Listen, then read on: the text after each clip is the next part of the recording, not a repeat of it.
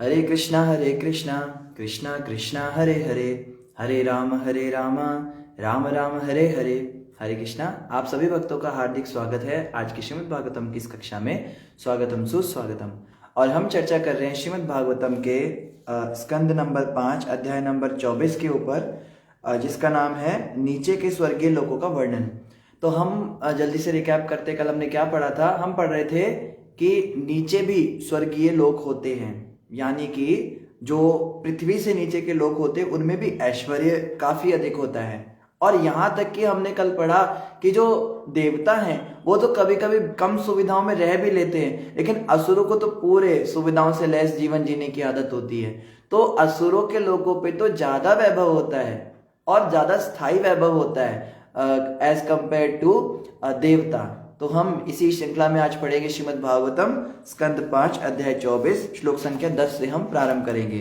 5.24.10 आगे यहाँ पे कह रहे हैं, कृत्रिम स्वर्गों के बाग बगीचे स्वर्ग लोक के उद्यानों की शोभा को मात करने वाले हैं।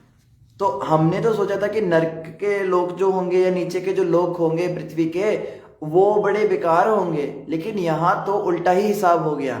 जैसे लोग कहते हैं ना, हम तो स्वर्ग में जाना चाहते हैं, स्वर्ग में जाना चाहते हैं, तो स्वर्ग लोक के मैदानों को भी मात देने वाले यहाँ के मैदान हैं। आप सोचिए कैसे गार्डन होंगे।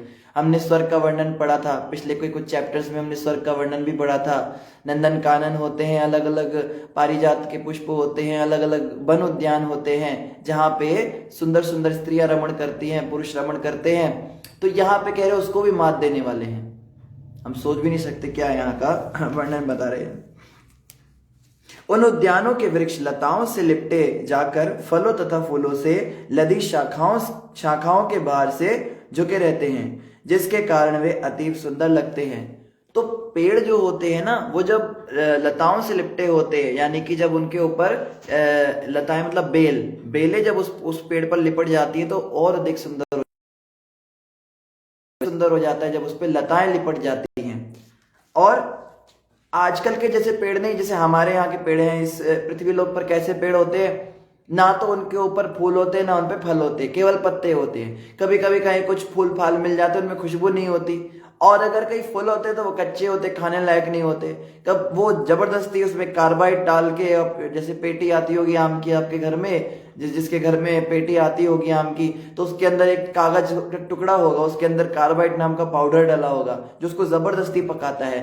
तो ये जो पके हुए फल होते हैं इनमें स्वाद नहीं है। आजकल तो इंजेक्शन डाल डाल के फलों को पकाया जाता है, वो इतने बड़े बड़े सुएं डालते हैं तब जाके आम हरे से पीला होता है। वो नेचुरल तरीका नहीं। जो एक्चुअल में नेचुरल तरीके से पका हुआ पीला आम होता है, या जो सुंदर सुंदर नींबू होते हैं, टमाटर होते हैं, हम तो कभी खाए नहीं।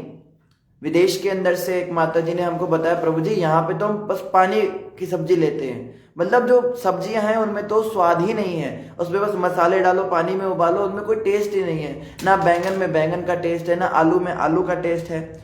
तो ये क्यों? क्योंकि वहां पे क्या होता है, जो आर्टिफिशियल फर्टिलाइजर्स होते हैं, मैन्यूर कंपोस्ट तैयार करते हैं, उससे वो बनते हैं और इंजेक्शन डाल के बनते हैं। तो स्वाद जो है वो रहा नहीं, ना खुशबू रही। लेकिन आप ज्यादा पीछे नहीं, 50 या 100 साल पीछे चले जाओ तो होते थे। कश्मीरी सेब के विषय में बता देते, कश्मीरी सेब अगर एक कमरे के बीच में रखा है ना, उसकी खुशबू पूरे कमरे में फैल जाती थी, ऐसा वो होता था। तो ये तो इस लोक पे है। तो यहां बता रहे हैं स्वर्ग लोक के पुष्प, स्वर्ग लोक के फल कैसे दिव्य होते होंगे, और उसको भी मात करने वाले यहाँ के वृक्ष हैं। और ये जब फूलों से और फलों से लद जाते हैं तो ये झुक जाते हैं, झुके झुके से वृक्ष जो है ये वहां की शोभा बढ़ाते हैं। यह सुंदरता किसी को भी आकृष्ट करने वाली और मन को भोग इच्छा से प्रफुल्लित कर देने वाली है। वहां अनेक जलाशय एवं झीलें हैं जिनका जल निर्मल पारदर्शी है तथा मछलियों के कूदने से उद्वेलित होता रहता है। और कुमुदिनी, कुवलय, कलहार तथा नील एवं लाल कमल के पुष्पों से सुसज्जित रहता है। कमल के फूल तो आजकल देखे ही नहीं किसी ने।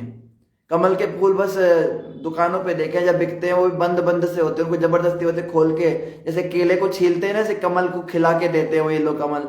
एक्चुअल में खिला हुआ कमल पानी के अंदर किसी ने देखा होगा, हमने कभी जीवन में 1-2 बार देखा होगा किसी तालाब के अंदर।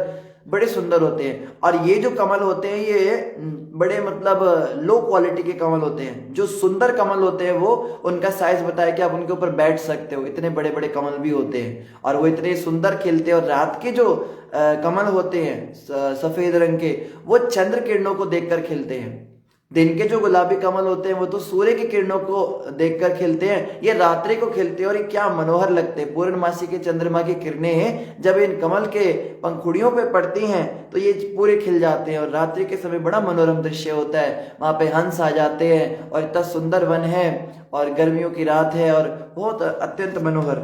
मतलब कोई भी व्यक्ति जाए तो उसको भोग इच्छा स्वाभाविक रूप से आ जाए, उसको भोग करने की प्रवृत्ति आ जाए। झीलों में चक्रवाक के जोड़े तथा अन्य अनेक जल पक्षी विहार करते हैं और प्रसन्न होकर कलरव करते हैं, जिसे सुनकर मन और इंद्रियों को अत्यंत आह्लाद होता है।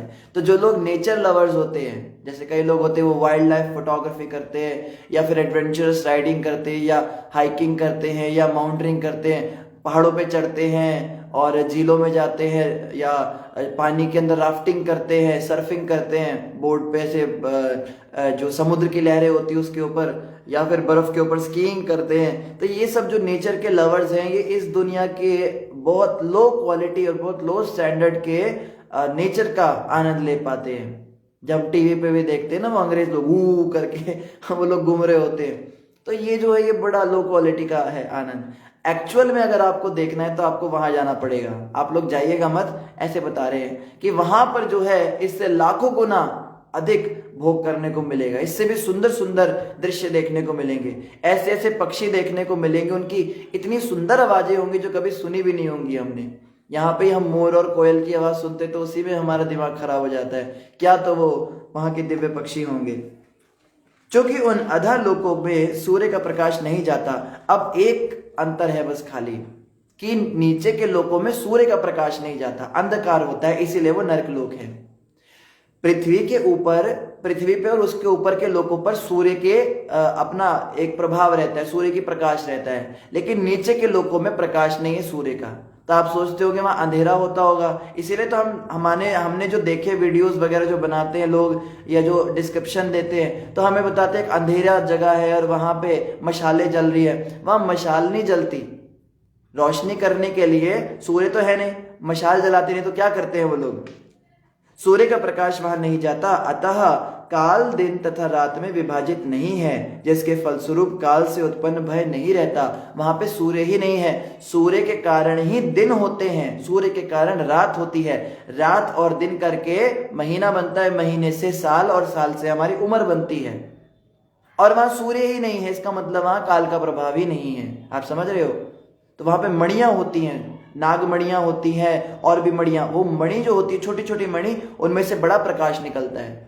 आपके जो ये 0 वाट के बल्ब होते हैं या बड़े बड़े हैलोजन्स होते हैं या एलईडी लाइट्स होती हैं, इनको तो आपको करंट देना पड़ता है तब ये नकली लाइट डालती हैं, लेकिन जो मणियों से प्रकाश निकलता है वो प्राकृतिक प्रकाश होता है और बहुत लाइट होता है। आंखों में कोई यूवी रेडिएशन नहीं आती उससे, या बहुत कोई बेकार तरीके से उसकी वोल्टेज कम नहीं होती, कभी लाइट नहीं जाती क्योंकि ऑटोमेटिक चमक रहा है। जैसे रेडियम होता है इस दुनिया में, एक ग्रीन कलर का एक आता है, वो हमने बचपन में खरीदते थे, वो टैटू लगाते थे, वो जब सोते थे तो दीवार के ऊपर ये ऊपर बिस्तर के ऊपर जो छत थी उस पर हम चिपका देते थे खूब सारे, और लाइट जलती रहती थी तो उसमें वो चार्ज होते थे, लाइट बंद करती वो ग्रीन ग्रीन करके चमकने लगते थे।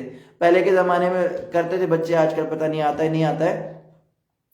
तो वो भी लेकिन चार्ज होता है, पहले उसको लाइट से चार्ज करना पड़ेगा तब उसकी लाइट रहेगी और थोड़ी देर के बाद उसका भी प्रभाव समाप्त हो जाता है। लेकिन ये मणियां ऐसी नहीं होती, ये हमेशा जो है प्रदीप्त रहती हैं। वहां अनेक बड़े बड़े सर्प वास करते हैं, जिनके फनों की मणियों के प्रकाश से अंधकार दूर भाग जाता है। तो बड़े बड़े सांप होते हैं, उनके सिर पे मणि होती है और उससे प्रकाश दूर भाग जाता है, वहां पे अंधेरा नहीं होता है। क्योंकि इन लोकों के निवासी जड़ी बूटियों से बने रस तथा रसायन का पान करते हैं और उनमें स्नान करते हैं, अतः वे सभी प्रकार की चिंताओं और व्याधियों से मुक्त रहते हैं। तो ये बहुत नेचुरल तरीके से हर्ब्स खाते हैं और अलग अलग जड़ी बूटियों का सेवन करते हैं, तो इनके शरीर जो है प्राकृतिक रूप से सुंदर होते हैं और निरोगी होते हैं। यानी बीमारी नाम की कोई चीज नहीं होती अधोलोकों में। इस दुनिया में बीमारी का मूल कारण पता है क्या है? जैसे आयुर्वेद है, आयुर्वेद का इलाज अगर आप कभी कराओ तो आयुर्वेद ये नहीं कहता कि आपकी इस बीमारी को दूर करने के लिए हम आपको ये दवाई देंगे, आप ये बूटी खा लो, ये आप गोली खा लो। आयुर्वेद में मैक्सिमम इलाज कैसे किया जाता है, अपनी डाइट को हल्का फुल्का आगे पीछे करके। आप इतने बजे खाते हो तो इतने बजे खाओ, आप खाने से पहले यहाँ रेस्ट नहीं करते, आप एक्सरसाइज नहीं करते, आप पानी इतना पीते हो, पानी थोड़ा ज्यादा पिया करो, खाने पीने में ही आगे पीछे करके, या हल्दी थोड़ा ज्यादा डालो, आप जो है इसका सेवन करो, दालचीनी ज्यादा डालो, या आप हींग का प्रयोग करो तो वात रोग ठीक होगा, वात पित्त कफ। तो आयुर्वेद जो है बेसिकली हमारे जो हम रोज की जिंदगी जी रहे हैं उसी में थोड़ा आगे पीछे करके वो हमको ठीक कर देता है। लेकिन हमारे दिमाग के अंदर एक फतूर आ चुका है कि मैं वो कैप्सूल खाऊंगा, गोली ठोकूंगा, तब मेरे को मैं ठीक होऊंगा, ऐसे पानी पीने से और हल्दी खाने से मैं कैसे ठीक हो सकता हूँ। तो ये तो दिमाग की बात है, हमने दिमाग में धारणा डाल ली। लेकिन ये आधा लोगों के जीव जो हैं ये क्या करते हैं, ये हेल्दी डाइट लेते हैं। देखो आप जो जितने भागवतम सुनने वाले हो, आप सबको मैं प्रार्थना करता हूं बाहर का खाना पीना छोड़ दो, बेकार होता है। छोड़ना इन द सेंस बिल्कुल नहीं छोड़ दो, कोशिश करो उसको मिनिमाइज करो। जंक फूड बहुत बेकार होता है। खास तौर पे एक व्यक्ति ने पूछा 3 सफेद जहर का नाम बताओ, व्हाइट पॉइजन, सफेद रंग का जहर। पहला है आयोडीन नमक, ये जहर है। दूसरा है चीनी, ये भी जहर है। और तीसरा है मैदा। ये 3 ऐसे जहर हैं जो कि शरीर को पूरी तरह से बेकार कर देते हैं। मैदा जो है वो हमारे आंतों में चिपक जाता है। आटा जब बहुत बारीक हो जाता है तो उसको मैदा कहते हैं। ये हमारे इंटेस्टाइन में चिपक जाता है, उस पर एक लेयर जमा देता है, जिसकी वजह से कॉन्स्टिपेशन और ब्लड प्रेशर की प्रॉब्लम्स और और भी स्टमक इन्फेक्शन हो जाता है, या कई लोगों को पाचन क्रिया में समस्या होती है। ये सब कुछ इसी वजह से होता है। मैदे को आप बिल्कुल से नो टू मैदा, आटे का प्रयोग कीजिए। और नमक जो है वो आयोडीन वाला, वो बिल्कुल खराब होता है शरीर के लिए, बिल्कुल शरीर को बर्बाद कर देता है। उसकी जगह पे सेंधा नमक यूज करना चाहिए, रॉक सॉल्ट, जो हम व्रत वाला नमक भी जिसको कहते हैं। और चीनी जो है वो भी बड़ी बेकार होती है। उसके अंदर ऐसे ऐसे तत्व होते हैं जो पूरे शरीर का सत्यानाश कर देते हैं। तो चीनी की जगह आप खंड यूज कर सकते हो, आप बूरा यूज कर सकते हो। एक वो आता है ना शक्कर, गुड़ का जो पाउडर होता है, वो नेचुरल तरीके से शुगर केन जूस होता है। गन्ना जो होता है ना, गन्ने के जूस से गुड़ बनता है, और गुड़ के चूरे से ये बनता है, शक्कर बनती है। तो ये बहुत अच्छी होती है हेल्थ के लिए। तो कुछ ये आयुर्वेद की बातें मैं आपको बता रहा हूँ, जस्ट एक एग्जांपल दे रहे हैं हम कि आयुर्वेद क्या करता है, खाने पीने में ही आगे पीछे चीजों को करके हमें ठीक कर देता है। जबकि एलोपैथ क्या करता है, पहले बीमार करेगा, उसके बाद दवाई देके खाएगा। इधर भी कमाई करेगा और उधर भी। पहले कहेंगे आइसक्रीम खाओ, आप जो है चाउमीन खाओ, मैगी खाओ, फिर जब आपकी तबीयत खराब हो जाए फिर आप हमारी गोली खाओ, तो उधर भी खाओ फिर इधर भी खाओ। तो आयुर्वेद क्या कहता है, इसके भी पैसे बचेंगे, ये भी फालतू की चीजें मत खाओ, घर में 2 रोटी खाओ, माँ जो बनाती है माँ के हाथ का खाना खाओ, और दवाई लेने की भी जरूरत नहीं है। दोनों तरफ से आपके पैसे बचेंगे।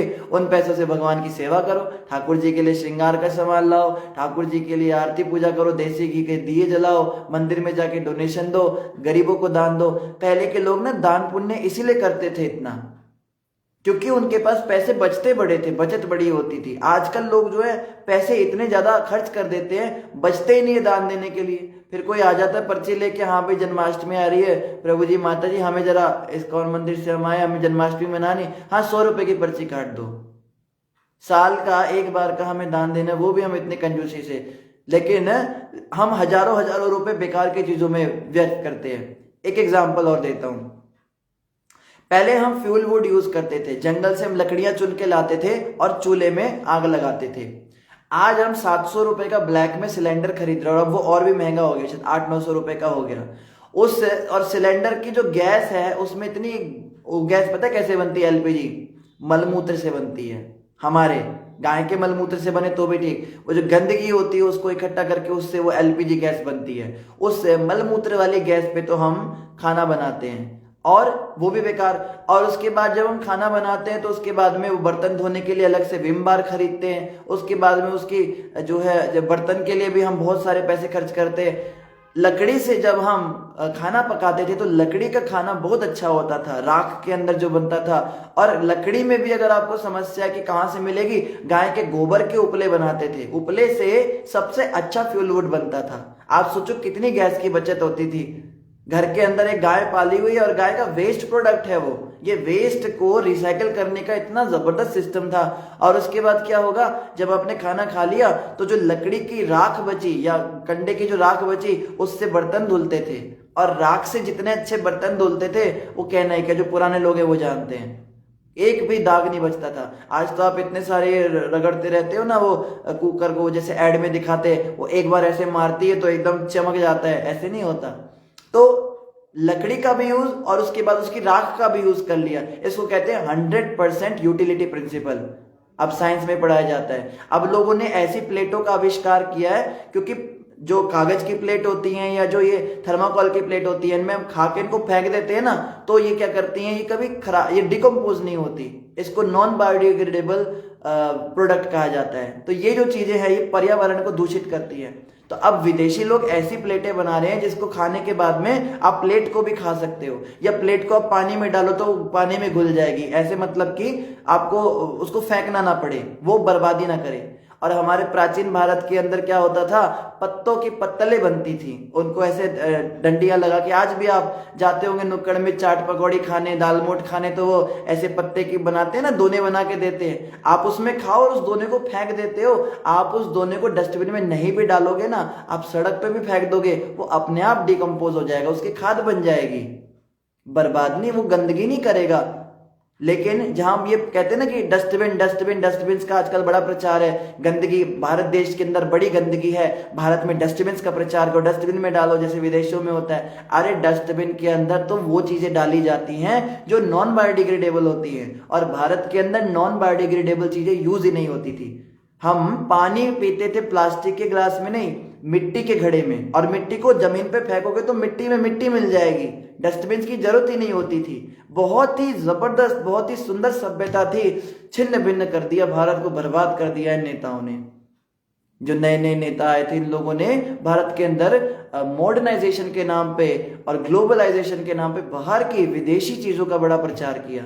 आप ज्यादा पीछे नहीं, अपने दादे नानी के जमाने पे जाइए, हर चीज का यूज होता था, और जो फिजूल पैसे हम खर्च करते वो उनके पास बचते थे, और उन पैसों से ये संत सेवा करते थे और पुण्य लाभ प्राप्त करके संसार में भी सुखी और मरने के बाद भी परलोक भी अच्छा होता था। और हमारे का जिंदगी है यहाँ पे भी दुखी, बन टिक्की खा रहे, कभी पाव भाजी खा रहे, कभी कुछ खा रहे हैं, और मैदा जमा कर रहे हैं, और नमक और दुनिया भर के बीमारियों का शरीर घर बना हुआ है। फिर हम हॉस्पिटलों के चक्कर लगाते, कभी दांत में दर्द होता है, कभी हाथ में दर्द होता है, कभी आंख में दर्द होता है, कभी कान में दर्द होता है, ENT स्पेशलिस्ट, कभी हार्ट स्पेशलिस्ट, कभी जच्चा बच्चा केंद्र, इतने सारे पैसे हम खर्च करते, जिंदगी में भी दुखी, और दान पुण्य कुछ किया नहीं, भगवान की कुछ सेवा की नहीं, भक्ति की नहीं, मरने के बाद भी ये नरकों के अंदर जाना। ये आज के लोगों की सभ्यता। और हम क्या कहते हैं, अब भारत देश प्रगति कर रहा है, अब हमारा देश आगे बढ़ रहा है। ये क्या प्रगति है भैया, ये तो दुर्गति है इसको प्रगति नहीं, इसको दुर्गति कहते हैं। आगे क्या कह रहे हैं, ना तो उनके केश सफेद होते हैं ना झुर्रियां पड़ती हैं। देखो, जो प्राकृतिक तरीके से रहते हैं उनके ना तो बाल सफेद होते हैं ना उनको झुर्रियां पड़ती हैं। श्रीमद् भागवत से हम ना हाइजेनिक लाइफ और हेल्दी लाइफ भी सीख सकते हैं। भागवत में हर चीज के बारे में चर्चा की हुई है, हर चीज सिखाई हुई है। तो ये लोग कैसे हेल्दी लाइफ जीते, इनके शरीर की जो खाल है ना ये लटकती नहीं है। जैसे औरत बूढ़ी हो जाती है ना, आदमी बूढ़ा हो जाता है तो ऐसे लटक जाती है जॉ लाइन, और उसके बाद दुनिया भर की वो क्रीमें लगाते हैं, और लेकिन वो क्रीम लगाने से उनकी त्वचा कहते तो है कि कस जाएगी, पर होती कहाँ है। एक बार अंगूर किशमिश बन गया फिर वो वापस अंगूर थोड़ा ना बन सकता है, शरीर बिल्कुल किशमिश की तरह लटक जाता है, लेकिन इनका नहीं होता।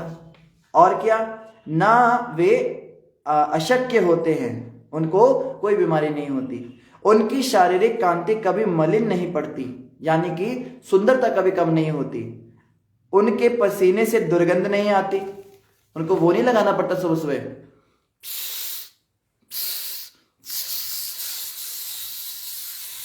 इतनी बदबू आती है शरीर से, तो कितना लगाएगा, इतना स्प्रे करता है, इतने तुम साबुन लगाते हो। एक भक्त आज नहा रहे थे, उन्होंने साबुन आधा कर दिया नहा नहा के। हमने कहा भाई क्या? कहते प्रभु जी बदबू बड़ी आ रही थी शरीर से, तो मैंने आज अच्छे से सफाई की। तुम इतना सारा का सारा साबुन रगड़ते हो, इतने तुम तेल लगाते हो, इतने इत्र लगाते हो, इतने डिओ स्प्रे लगाते हो, फिर भी बदबू आ जाती है हमारे शरीर से, ऐसी बुरी हालत। लेकिन इन लोगों पे क्या होता है, इनके शरीर के पसीने से दुर्गंध ही नहीं आती, और ना तो उन्हें थकान, ना ही शक्ति का अथवा वृद्धावस्था जन्य उत्साह का अभाव सताता है। इनके शरीर में कभी थकान नहीं होती और ये कभी बूढ़े भी नहीं होते।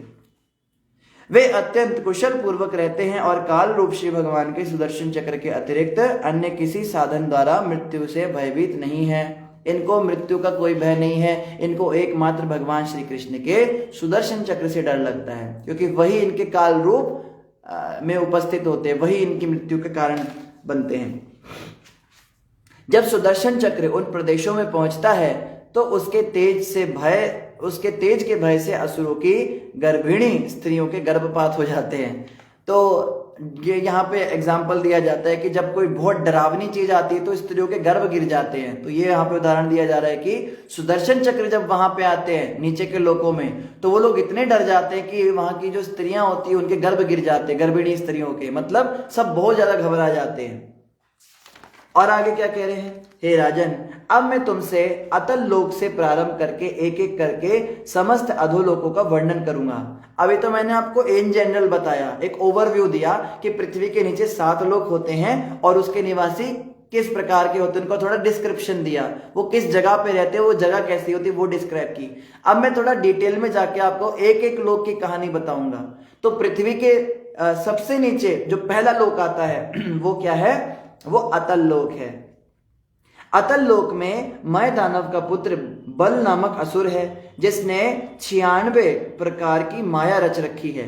माया का मतलब होता है जो नहीं है वो माया है, यानी कि जैसे इंद्रजाल होता है, मायावी शक्तियां होती हैं। तो ये माया से क्या करते हैं असुर, जैसे हवा में ही बहुत सुंदर महल बना देंगे, सोने चांदी के वो बना देंगे, वस्त्र बना देंगे, कपड़े लत्ते, और सब माया से सब कुछ रचित कर देंगे। होगा सब कुछ नकली, लेकिन लगेगा कि असली है ना। ऐसा कुछ होता है। जैसे जादूगर होते हैं, जादूगर लोग बर्तन प्रकट कर देते हैं। हमारे एक आता था नुक्कड़ पे, वो जादूगर का खेल आता था। वो जादू में वो जो है रुमाल के अंदर से कबूतर उड़ा देता था, कभी वो कुकर निकाल रहा है और परात निकाल रहा है और बेलन निकाल रहा है, चकला, बड़े सारा सामान निकाल देता था और लोग तालियां बजाते थे कि इतना सामान कहाँ से इसने निकाल दिया।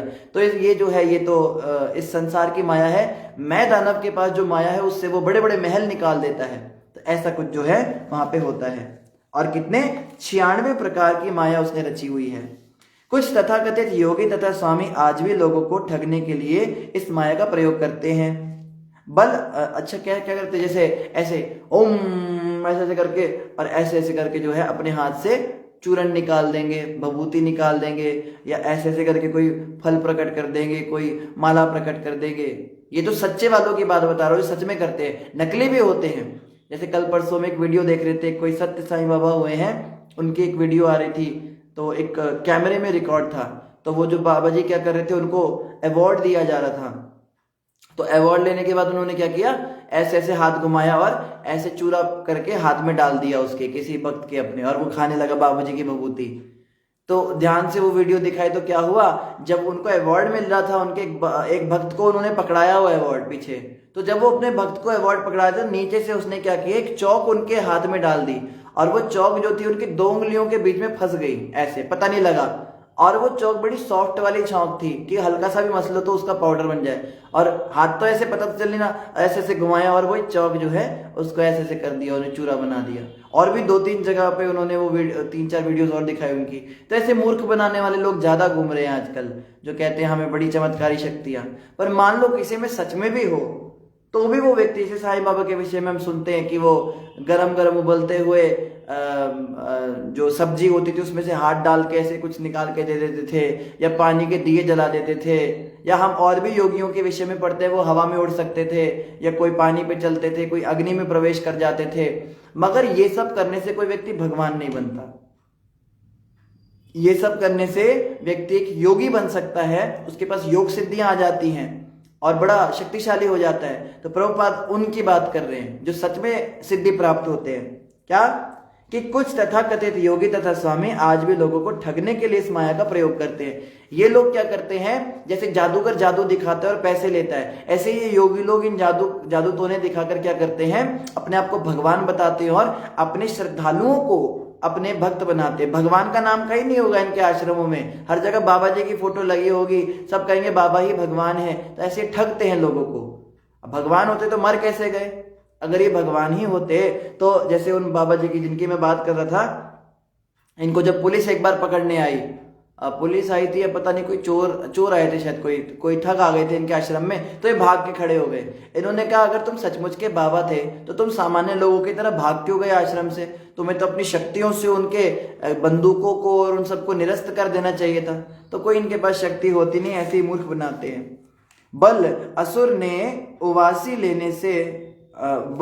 के उवासी लेने से स्वैरिणी, कामिनी तथा पुंशचली के नाम से 3 प्रकार की स्त्रियां उत्पन्न हुई। तो कोई बल नाम के असुर थे, उन्होंने उबासी ली, ऐसे किया, उबासी ली तो 3 स्त्रियां प्रकट हो गई।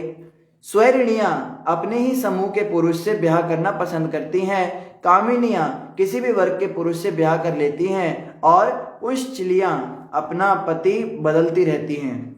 तो ये 3 प्रकार की जो हैं नारकीय स्त्रियों का वर्णन है।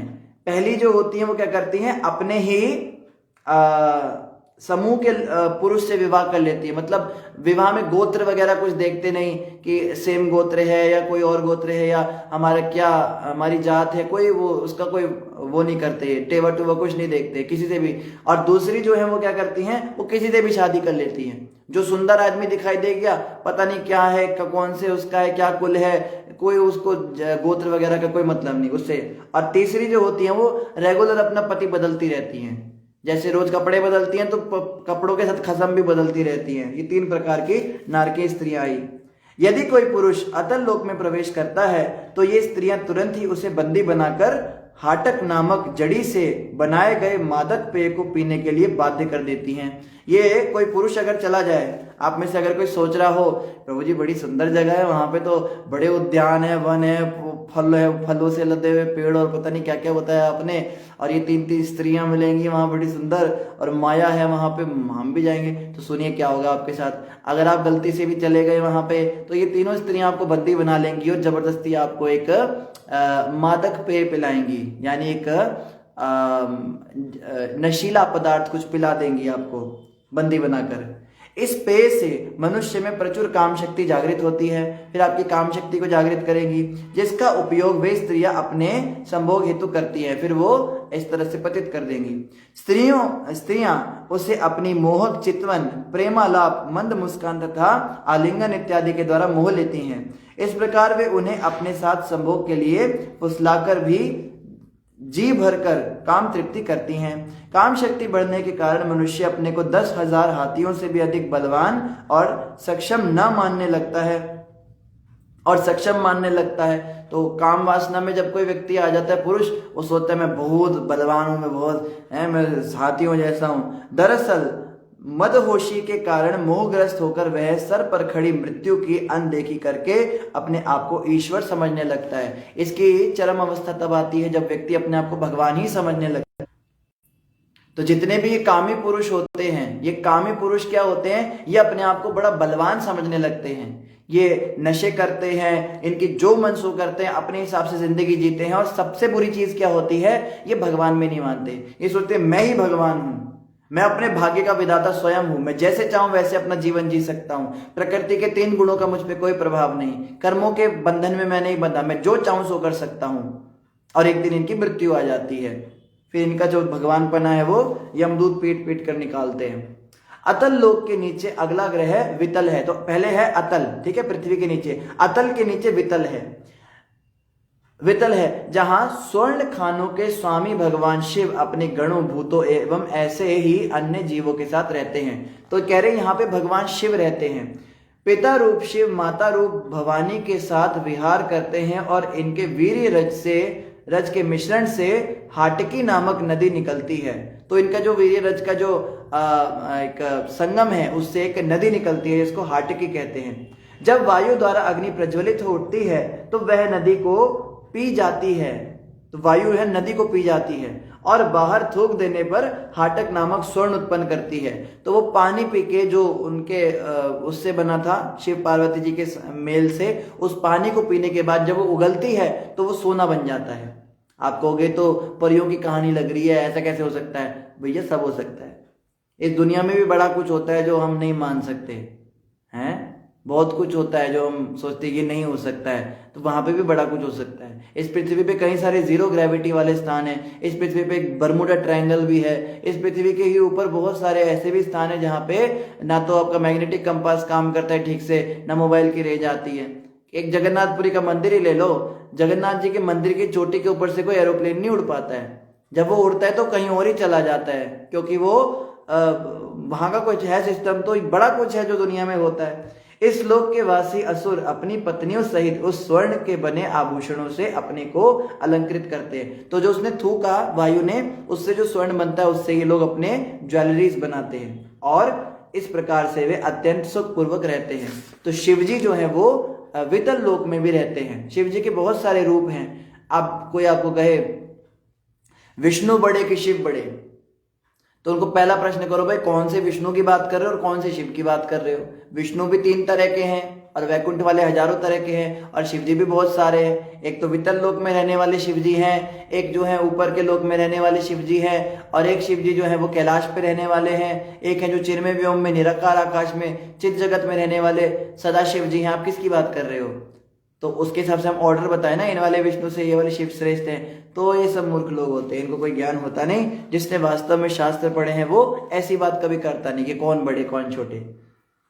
वितल के नीचे सुतल नामक एक अन्य लोक है। तो अतल, वितल, फिर सुतल आता है। सुतल में क्या होता है? जहां महाराज विरोचन के पुत्र बलि महाराज रहते हैं। ये विरोचन जो है ये प्रहलाद जी के बेटे हैं। प्रहलाद के बेटे विरोचन, विरोचन के बेटे बलि। बलि महाराज रहते हैं जो अत्यंत पवित्र राजा के रूप में विख्यात हैं। बलि महाराज को आप सब जानते हो। जब वामन देव ने कहा था बलि मैंने 2 पग भूमि में 2 पग में सारे लोक नाप लिए, अब मैं अपना तीसरा पग कहां धरूं? तब बलि महाराज ने अपना सिर नीचे झुकाया और वामन भगवान ने जब अपना चरण उनके सिर पे रखा था तो उन्होंने उसको, बलि राजा को, इस लोक पे भेजा था। कितना डिटेल अब पता लग रहा है ना, आप कनेक्ट कर पाओगे इन चीजों को। हमने सुना था नर्क में भेज दिया, पर नर्क में नहीं भेजा था उन्होंने, इस लोक में भेजा था जहां का ऐश्वर्य और वैभव बहुत ज्यादा है और वहां का राजा बनाया था। कौन सा लोक है ये? सूतल। सूतल नामक लोक में क्या है? बलि महाराज रहते हैं और जो अत्यंत पवित्र राजा के रूप में विख्यात है और वहां आज भी निवास करते हैं। स्वर्ग के राजा इंद्र के कल्याण हेतु भगवान विष्णु अदिति के पुत्र वामन ब्रह्मचारी के रूप में प्रकट हुए और केवल 3 पग पृथ्वी मांगकर महाराज बलि को छलकर तीनों लोक प्राप्त कर लिए। तो वही कथा सुना रहे हैं। सर्वस्व दान ले लेने पर बलि से प्रसन्न होकर भगवान ने उन्हें उनका राज्य लौटा दिया और इंद्र से भी ऐश्वर्यवान बना दिया। आज भी सूतल लोक में श्री भगवान की आराधना करते हुए बलि महाराज भक्ति करते हैं। तो बलि महाराज को जब नरक में भेजा तो कोई सोच सकता है कि वो तो इंद्र का पद चाहते थे। उन्होंने 100 अश्वमेध यज्ञ करने थे जिससे कि वो वो इंद्र बन सके। तो इंद्र की पोस्ट वो ले नहीं पाए क्योंकि 100वें यज्ञ की 100वीं आहुति वो डाल नहीं पाए। वामन भगवान ने उनको विचलित किया। लेकिन सत्य बात तो यह है कि सूतल लोक का जो वैभव ऐश्वर्य है वो स्वर्ग लोक से कई गुना ज्यादा है। इंद्र से भी ज्यादा वैभव बलि महाराज को भगवान विष्णु ने दिया क्योंकि he is a devotee of Krishna. तो अगर हम भक्त बनते हैं तो हो सकता है कि जो हम चाहते हैं वो हमें ना मिले अगर हम डिवोटी हैं, लेकिन जो हमें मिलेगा वो हमारी चाहत से कहीं अधिक बढ़कर होगा। जैसे कोई भक्त बहुत ज्यादा अच्छा खाना चाहते हैं, बहुत अच्छे कपड़े पहनना चाहते हैं। जैसे हम थे, हम बचपन में ऐसी इच्छाएं हो जाती हैं। हम सोचते थे यार हमें तो कोई बढ़िया घूमने को नहीं मिलता, खाने को नहीं मिलता। तो भगवान ने क्या कृपा करी, घर से ही बाहर निकाल दिया, हमें ब्रह्मचारी बना दिया मंदिर में। शुरू में तो लगा कि चलो जो है, लेकिन अब समझ में आ रहा है जो जो इच्छाएं बचपन में की थी वो कई गुना ज्यादा मिल रही हैं। अब तो रोज रोज घूमने को मिलता है और एक से एक गाड़ियां आती है। और गाड़ियों में बैठने की इच्छा थी बचपन में, आपसे क्या छुपाएं, बतानी चाहिए बातें। बचपन में हम सोचते थे क्या टूटी सी गाड़ियां हमारे घर में, बढ़िया बढ़िया गाड़ी में एक से एक बढ़िया से बढ़िया गाड़ियों में आते हैं और सामने से दरवाजा खोलते, प्रभु जी बैठिए, और बिठाते हैं हमको और दरवाजा खुद बंद करते हैं। और हमें कुछ नहीं करना, हमें बस वो लाइट सा म्यूजिक चला देंगे, महामंत्र चलाएंगे, एसी चला देंगे और बढ़िया से प्रभु जी जो है नजारे ले रहे हैं पूरे शहर का। और उसके बाद में किसी के हाउस प्रोग्राम, जिसके यहाँ पे घर में प्रोग्राम है, वहां से वो दरवाजा खोलेंगे, प्रभु जी बाहर निकलेंगे और सब जो है हरे कृष्णा बोल के और प्रणाम करके, कोई माला डालेगा गले में, कोई जो है तेल जमीन पे डालेगा, या कुछ रिवाज होते हैं, कोई जो है बड़ी आवभगत करेंगे, बड़ा वेलकम करेंगे। और अंदर जाके क्या करना है, बस हरि नाम करना है, कीर्तन करना है, कथा सुनानी है उनको और सब कुछ। और करने के बाद में प्रसाद भी खिलाएंगे, और प्रसाद खिलाएंगे और उसके बाद पैसे भी देंगे खाने के लिए, कि आप उसके घर में आए, इस बात के भी पैसे मिलेंगे। हालांकि वो पैसे हम मंदिर में जमा कर देते हैं, अपने पास रखते नहीं कुछ, लेकिन फिर भी एक वो वाली बात बता रहे हैं। और फिर पूछेंगे कुछ कमी तो नहीं रहेगी, कोई कुछ, मतलब जो हमने बचपन में सोचा था। मौसी मामी नानी के घर में जाते थे, कोई पूछता भी नहीं था हमको, हम तो गली के बाहर निकलते थे तो हमें देख के तो कुत्ता भी नहीं भौंकता था, ऐसी हमारी हालत थी। और आज भगवान ने हमें क्या से क्या बना दिया। ये सब कृष्ण की कृपा है। अब जिस तरह से हम चाहते थे वैसे तो पूरा नहीं हुआ। हमने सोचा था हमारे घर में बड़ी गाड़ी मिले, तो वो तो उस तरीके से तो पूरी नहीं हुई इच्छा, लेकिन भगवान ने अलग तरीके से उससे भी कई गुना अधिक वैभव ऐश्वर्य दिया है। इतना बड़ा घर दिया है, मंदिर के अंदर रहने में क्या किसी का जाता है, मंदिर कितना बड़ा होता है। आप कभी आओ यहाँ पे अमृतसर में तो हम आपको दिखाएं मंदिर में रहना कितना अच्छा होता है। इतना बड़ा घर है हमारा, अपना ही तो घर है, कोई और थोड़ा ना है, किराए का घर थोड़ा ना है, अपने घर की तरह रहते हैं। कहीं पे भी जहां मर्जी, कभी इन प्रभु जी के साथ सो गए, कभी पूर्ण प्रभु जी के कमरे में सो गए, कभी कथा सुनते सुनते इनके साथ सो गए। बहुत अच्छा जीवन है। और खाने पीने की तो बात ही मत कीजिए। सुबह 4:30 बजे मंगल आरती की खीर मिलती है, भोग में आती है, सुबह सुबह खीर एवरी डे, रोज। और कैसी खीर होती है, रबड़ी वाली खीर बनती है और एकदम मीठी मीठी सी होती है, शक्कर वाली खीर बड़ी स्वादिष्ट बनाते हैं प्रभु जी। उसमें जो है काजू बादाम डले होते हैं। और आपको मैं लालच दे रहा हूँ, देखो मंदिर की लाइफ बता रहा हूँ आपको। और उसके बाद में फिर क्या करना है, उसके बाद में जप करना है या सेवा करनी है, और भगवान के विग्रह की सेवा करनी है, तुलसी आरती वगैरह सब कर करा के। और फिर क्या करना है, 7:30 बजे दर्शन आरती होती है, फ्रूट्स का भोग लगता है भगवान को, फिर फ्रूट्स खाइए। उसके बाद 8:30 बजे फिर से भोग लगता है, उसमें आप खिचड़ी खाइए, या बाल भोग में पराठे बनते हैं, उसको बाल भोग कहते हैं। फिर खा पी के उसमें भी दही वगैरह बड़ा कुछ होता है, ब्रेकफास्ट बड़ा हैवी होता है। फिर उसके बाद 12 बजे राजभोग आरती होती है, उसमें 3 तरह की सब्जियां, दाल चावल चपाती या पूड़ी, सलाद रायता और साथ में अचार, ये और स्वीट 1 या 2 तरह की, ये डेली बनती है भगवान के लिए, हमारे लिए नहीं बनती। लेकिन भगवान इतनी कृपा करके हमें सारा प्रसाद दे देते हैं। और इतनी प्लेटें यहाँ लगी रहती है मंदिर में, खाने वाले कोई मिलता नहीं, इतना प्रसाद यहाँ पे बनता है। मैं आपको बताऊं, कहीं हम ढूंढते हैं कि कोई खा लो, ये प्लेट भी दे दो उनको।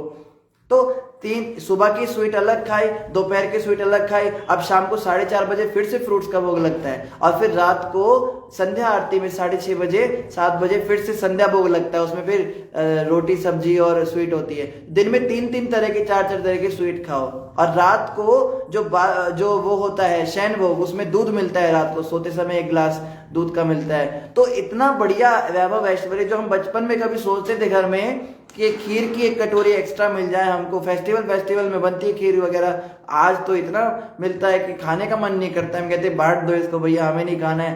तो कैसे, केवल हमें क्या करना है, छोटी सी चीज करनी है, समर्पण करना है।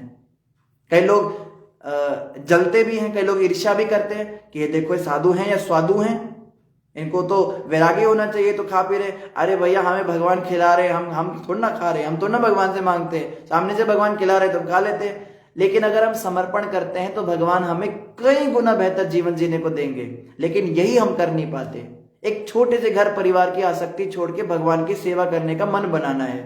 और मंदिर में किसी चीज की कमी नहीं होती है, सब कुछ बहुत बढ़िया मिलता है। लेकिन हम क्या है, हम परिवार से आ सकते हैं, हम घर से इतने आ सकते हैं। हम मंदिर को सोचते हैं कि बेटा, बच्चे को कैसे बताते हैं, बेटा हम भगवान जी के घर जा रहे हैं, वहां पे जाना, हाथ जोड़ के उनसे प्रार्थना करना कि मेरे को बुद्धि दो, मुझे भक्ति दो, मुझे अच्छे पढ़ाओ लिखाओ और मैं अपने माँ बाप की सेवा करूं। और फिर क्या करना ना बेटा, फिर यू टर्न मारना और वापस अपने घर आ जाना। मंदिर में ज्यादा देर नहीं रुकना चाहिए।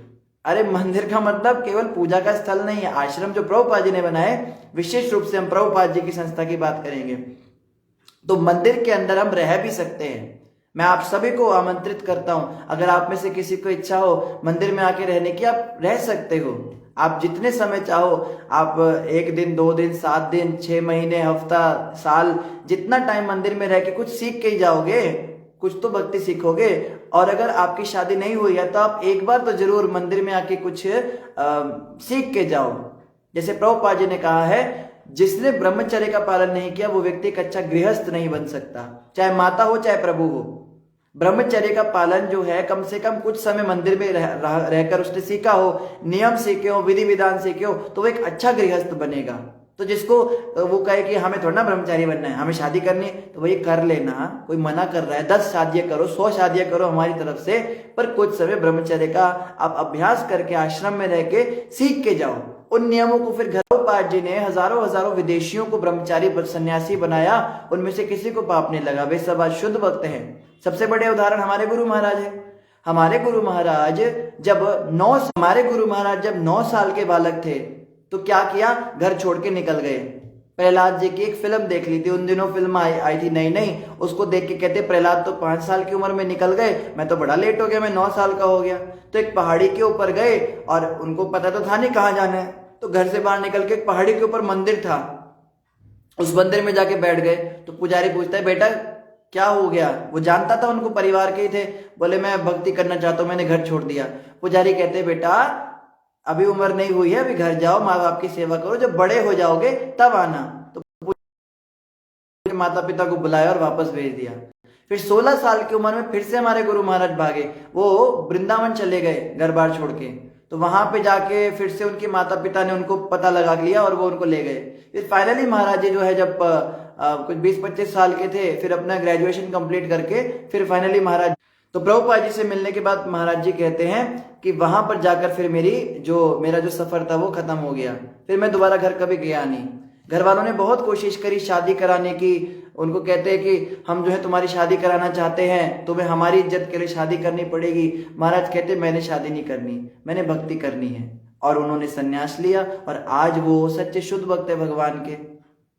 तो हम कैसे कह सकते हैं कि अगर हम भक्ति करने के लिए किसी आसुरी व्यक्ति की, नास्तिक व्यक्ति को छोड़ते हैं तो हमें अपराध लगेगा? हमें कोई अपराध नहीं लगेगा। आप में से जो भी चाहे वो ये स्टेप उठा सकते हैं, लेकिन किसी गुरु के गाइडेंस में। ऐसे नहीं कि अपने से आप भाग के कहीं भी चले जाओ। आप किसी सिद्ध गुरु के आश्रय में जाते हो तो ही ऐसे कर सकते हैं। ऐसे अपने मन माने ढंग से कोई कहीं भी भाग के चला जाए तो उसको पाप लगता है, उसको घर गृहस्थी की जो जिम्मेदारियां हैं उसको छोड़ने का पाप लगता है। आगे क्या कह रहे हैं? हाँ, आदित्य के पुत्र ब्रह्मचारी ने, हाँ, तो इस प्रकार से उन्होंने बलि महाराज को 3 लोकों का राज्य दे दिया। क्षमा कीजिए, 3 लोकों का उनसे राज्य ले लिया और उनको ये जो सूतल नामक लोक है इसका राज्य दे दिया। सर्वस्व दान ले लेने पर बलि से प्रसन्न होकर भगवान ने उन्हें उनका राज्य लौटा दिया और इंद्र से भी ऐश्वर्यवान बना दिया। आज भी सुतल लोक में श्री भगवान की आराधना करते हुए बलि महाराज भक्ति करते हैं। बलि महाराज आज भी भगवान विष्णु की भक्ति करते हैं। हे राजन, बलि महाराज ने श्री भगवान वामन देव को अपना सर्वस्व दान कर दिया, किंतु इसका यह अर्थ नहीं है कि अपने दान के कारण उन्हें बिल स्वर्ग में इतना भौतिक ऐश्वर्य प्राप्त हुआ। समस्त जीवात्माओं के जीवन मूल श्री भगवान प्रत्येक व्यक्ति के अंतःस्थल के मित्र परमात्मा के रूप में निवास करते हैं और उन्हीं के आदेश से इस भौतिक संसार में आनंद उठाते हैं या कष्ट भोगते हैं। भगवान के दिव्य गुणों पर रीझ कर बलि महाराज ने अपना सर्वस्व उनके चरण कमलों में अर्पित कर दिया, किंतु उनका लक्ष्य भौतिक लाभ प्राप्त करना नहीं था। वे तो शुद्ध भक्त बनना चाहते थे। शुद्ध भक्त के लिए मुक्ति के द्वार स्वतः खुल जाते हैं। किसी को यह नहीं सोचना चाहिए कि केवल अपने दान के कारण बलि महाराज को इतना ऐश्वर्य प्राप्त हो सका। जब कोई प्रेम व शुद्ध भक्त बन जाता है तो उसे भी भगवत इच्छा से अच्छा भौतिक स्थान प्राप्त होता है, किंतु कभी गलती से यह नहीं समझना चाहिए कि भक्ति के परिणाम स्वरूप किसी भक्त को संसारिक ऐश्वर्य प्राप्त होता है। भक्ति का असली फल तो श्री भगवान के प्रति शुद्ध प्रेम जागृत होना है और जो समस्त परिस्थितियों में बना रहता है। तो कोई कह सकता है कि बलि महाराज ने अपना सब कुछ भगवान को अर्पित कर दिया था, दान कर दिया था, इसीलिए भगवान ने उनको बदले में सुतल लोक का राज्य दे दिया। भाई तूने मुझे सब कुछ दिया, ले मैं भी तेरे को कुछ दे देता हूं। ऐसा नहीं, बलि महाराज ने अपना सब कुछ जब भगवान को न्योछावर किया था कि हे प्रभु मेरे सिर पर आप अपना चरण रखिए, मैं आपको अपना सर्वस्व देता हूं, तो उन्होंने कभी ये नहीं सोचा था कि भगवान मुझे बदले में कुछ दे। हम लोग जो आज भक्ति करते हैं, मैं अपनी बात करता हूं, मेरे जैसे मूर्ख लोग जब भक्ति करते हैं तो क्या सोचते हैं, ये माला जपूं और इसके बदले में मेरी नौकरी लग जाए, मैं 16 सोमवार के व्रत रखूं तो बदले में मुझे सुंदर पत्नी मिल जाए, मैं हनुमान जी के मंदिर में जाके गुलदाना बदाना चढ़ाऊं तो बदले में मुझे बुद्धि दे, बल दे। हम भक्ति के बदले में उसको इनकैश करना चाहते हैं कि हमने कुछ किया आप भी कुछ कीजिए। ये व्यापार होता है, ये भक्ति नहीं होती। भक्ति क्या होती है, मैं आपकी भक्ति करूंगा क्योंकि आप हैं ही भगवान और मैं आपका सेवक, ये मेरा धर्म है, ये मेरा फर्ज है, ये मेरा कर्म है कि मैं आपका भजन करूं। आप मेरे दाता हैं। जैसे पिता की सेवा कोई पुत्र करता है तो वो ये सोच के नहीं करता कि पिता मुझे बदले में कुछ देगा, वो पिता है, उसकी तो सेवा करनी ही चाहिए। तो ये भाव से अगर निष्काम रूप से कोई भक्त भगवान की सेवा करता है तो फिर भगवान भी पीछे नहीं हटते। अच्छा, ये भी नहीं सोचना चाहिए कि भगवान जो है जैसे बलि को ऐश्वर्य दे दिया हमें भी देंगे तो हम भी खूब भक्ति करते, बदले में ऐश्वर्य लेते हैं। ऐश्वर्यों के लिए, किसी भौतिक लाभ के लिए भक्ति नहीं करनी। भक्ति हमें निष्काम रहकर करनी है और अपने आप से भगवान की इच्छा हो तो वो दे, नहीं इच्छा हो तो ना दे। इसको कहते हैं शुद्ध भक्ति। यहां जो है ये बलि महाराज का स्तर है। यदि भूख से व्याकुल होने, गिरने अथवा ठोकर खाने पर कोई इच्छा अथवा अनिच्छा से एक बार भी भगवान का पवित्र नाम लेता है तो वह सहसा अपने पूर्व कर्मों के प्रभाव से मुक्त हो जाता है। तो यहां बताया जा रहा है कि भूख से व्याकुल होने, गिरने अथवा ठोकर खाने पर भी कोई इच्छा अनिच्छा से एक बार भी भगवान का नाम ले लेता है। कोई भिखारी होते हैं ना, जैसे आप वृंदावन में जाओगे बोले राधे राधे राधे राधे, दिन भर राधे राधे कर रहे हैं लेकिन वो भीख मांग रहे होते हैं। जब कोई व्यक्ति हंसी उड़ाए, रथ यात्रा निकल दे, कोई कहे देखो हाँ हरे कृष्णा वाले आ गए, देखो नाच रहे, कैसे नाच रहे हैं ये हरे कृष्णा वाले आ गए, तो हरे कृष्णा तो बोला ना उसने। भाव कुभाव अनक आलस हूं, ऐसे करके एक श्लोक है कि जो भाव से कुभाव से आलस में या हंसी उड़ाते हुए जैसे तैसे नाम लेता है उसका चहुदिशी कल्याण होता है, उसका चारों दिशाओं में कल्याण ही कल्याण होता है। भगवान का नाम जपने से कभी भी हमारा अकल्याण हो नहीं सकता, होता नहीं। नाम जो है वो दिव्याति दिव्य होता है। कर्मी लोग भौतिक कार्यों में फंसकर योग साधना में अनेक कष्ट उठाते हैं और अन्य लोग भी वैसी ही स्वतंत्रता प्राप्त करने के लिए प्रयत्नशील रहते हैं। तो कर्मी लोग भी जो है वो योग साधनाओं के लिए कष्ट उठाते हैं और जो स्वतंत्र रूप से रहते हैं अन्य लोग वो भी इसके लिए प्रयत्नशील रहते हैं, लेकिन भक्तों को सुलभ ही मिल जाता है। अब जैसे हमारे वाला एग्जाम्पल है, इतना अच्छा खाने के लिए, इतना बड़ा घर खरीदने के लिए पूरा जीवन लग जाता है, एक घर बनाने में पूरी जिंदगी लग जाती है और बढ़िया बढ़िया खाने पीने का भी मौका नहीं मिलता है। कमा लेता है पैसा लेकिन टाइम ही नहीं है। सुबह सुबह ऑफिस में निकलना है, सुबह सुबह स्कूल में निकलना है, पत्नी ने अपने ऑफिस में निकलना है, वो ब्रेड को चाय चुए पी के निकल जाते हैं। पैसे बहुत हैं लेकिन आनंद कहाँ लिया, आनंद किसने भोगा? पति तो दिन भर धूप में बाहर घूम रहा है, फील्ड वर्क कर रहा है या बॉस के जूते खा रहा है। अगर कंपनी का मालिक भी है तो टेंशन लेके बैठा है, मेरे इतने पैसे वहां है, उतने पैसे वहां है, इस कंपनी में इससे पार्टनरशिप की है, उससे पार्टनरशिप की है। उसका तो दिमाग पूरी तरह से उन्हीं चीजों में खस्ता कचौड़ी हो चुका है। और अगर औरत है वो भी कहाँ आनंद ले पा रही है, उसका भी शेड्यूल बिजी है। और बच्चा वो तो है ही बेकार। बड़े बड़े जो घर होते हैं, बड़े बड़ी जो बंगले होते हैं, उसमें केवल 2 लोग आनंद लेते हैं। एक तो घर की नौकरानी आनंद लेती है, घर के अंदर जो एसी होता है, टीवी होता है, उसको ना तो मालकिन दिन भर देख पाती है ना मालिक दिन भर देख पाते, वो नौकरानी देखती है। और दूसरा कुत्ता, जो कुत्ता होता है मेम साहब का कुत्ता, उसको पेडिग्री टाइम पे मिलता है, दूध आराम से, काम थोड़ा ना करता है कुत्ता, बस खाली हाँफता है, हंसता है, कूदता है, भौंकता है, थोड़ा इधर उधर कोई गू कर देता है, उसके बाद आराम से पड़ के सो जाता है, कोई काम नहीं। बस ये दोनों होते हैं जो आनंद लेते हैं, बाकी परिवार के सब लोग दुखी।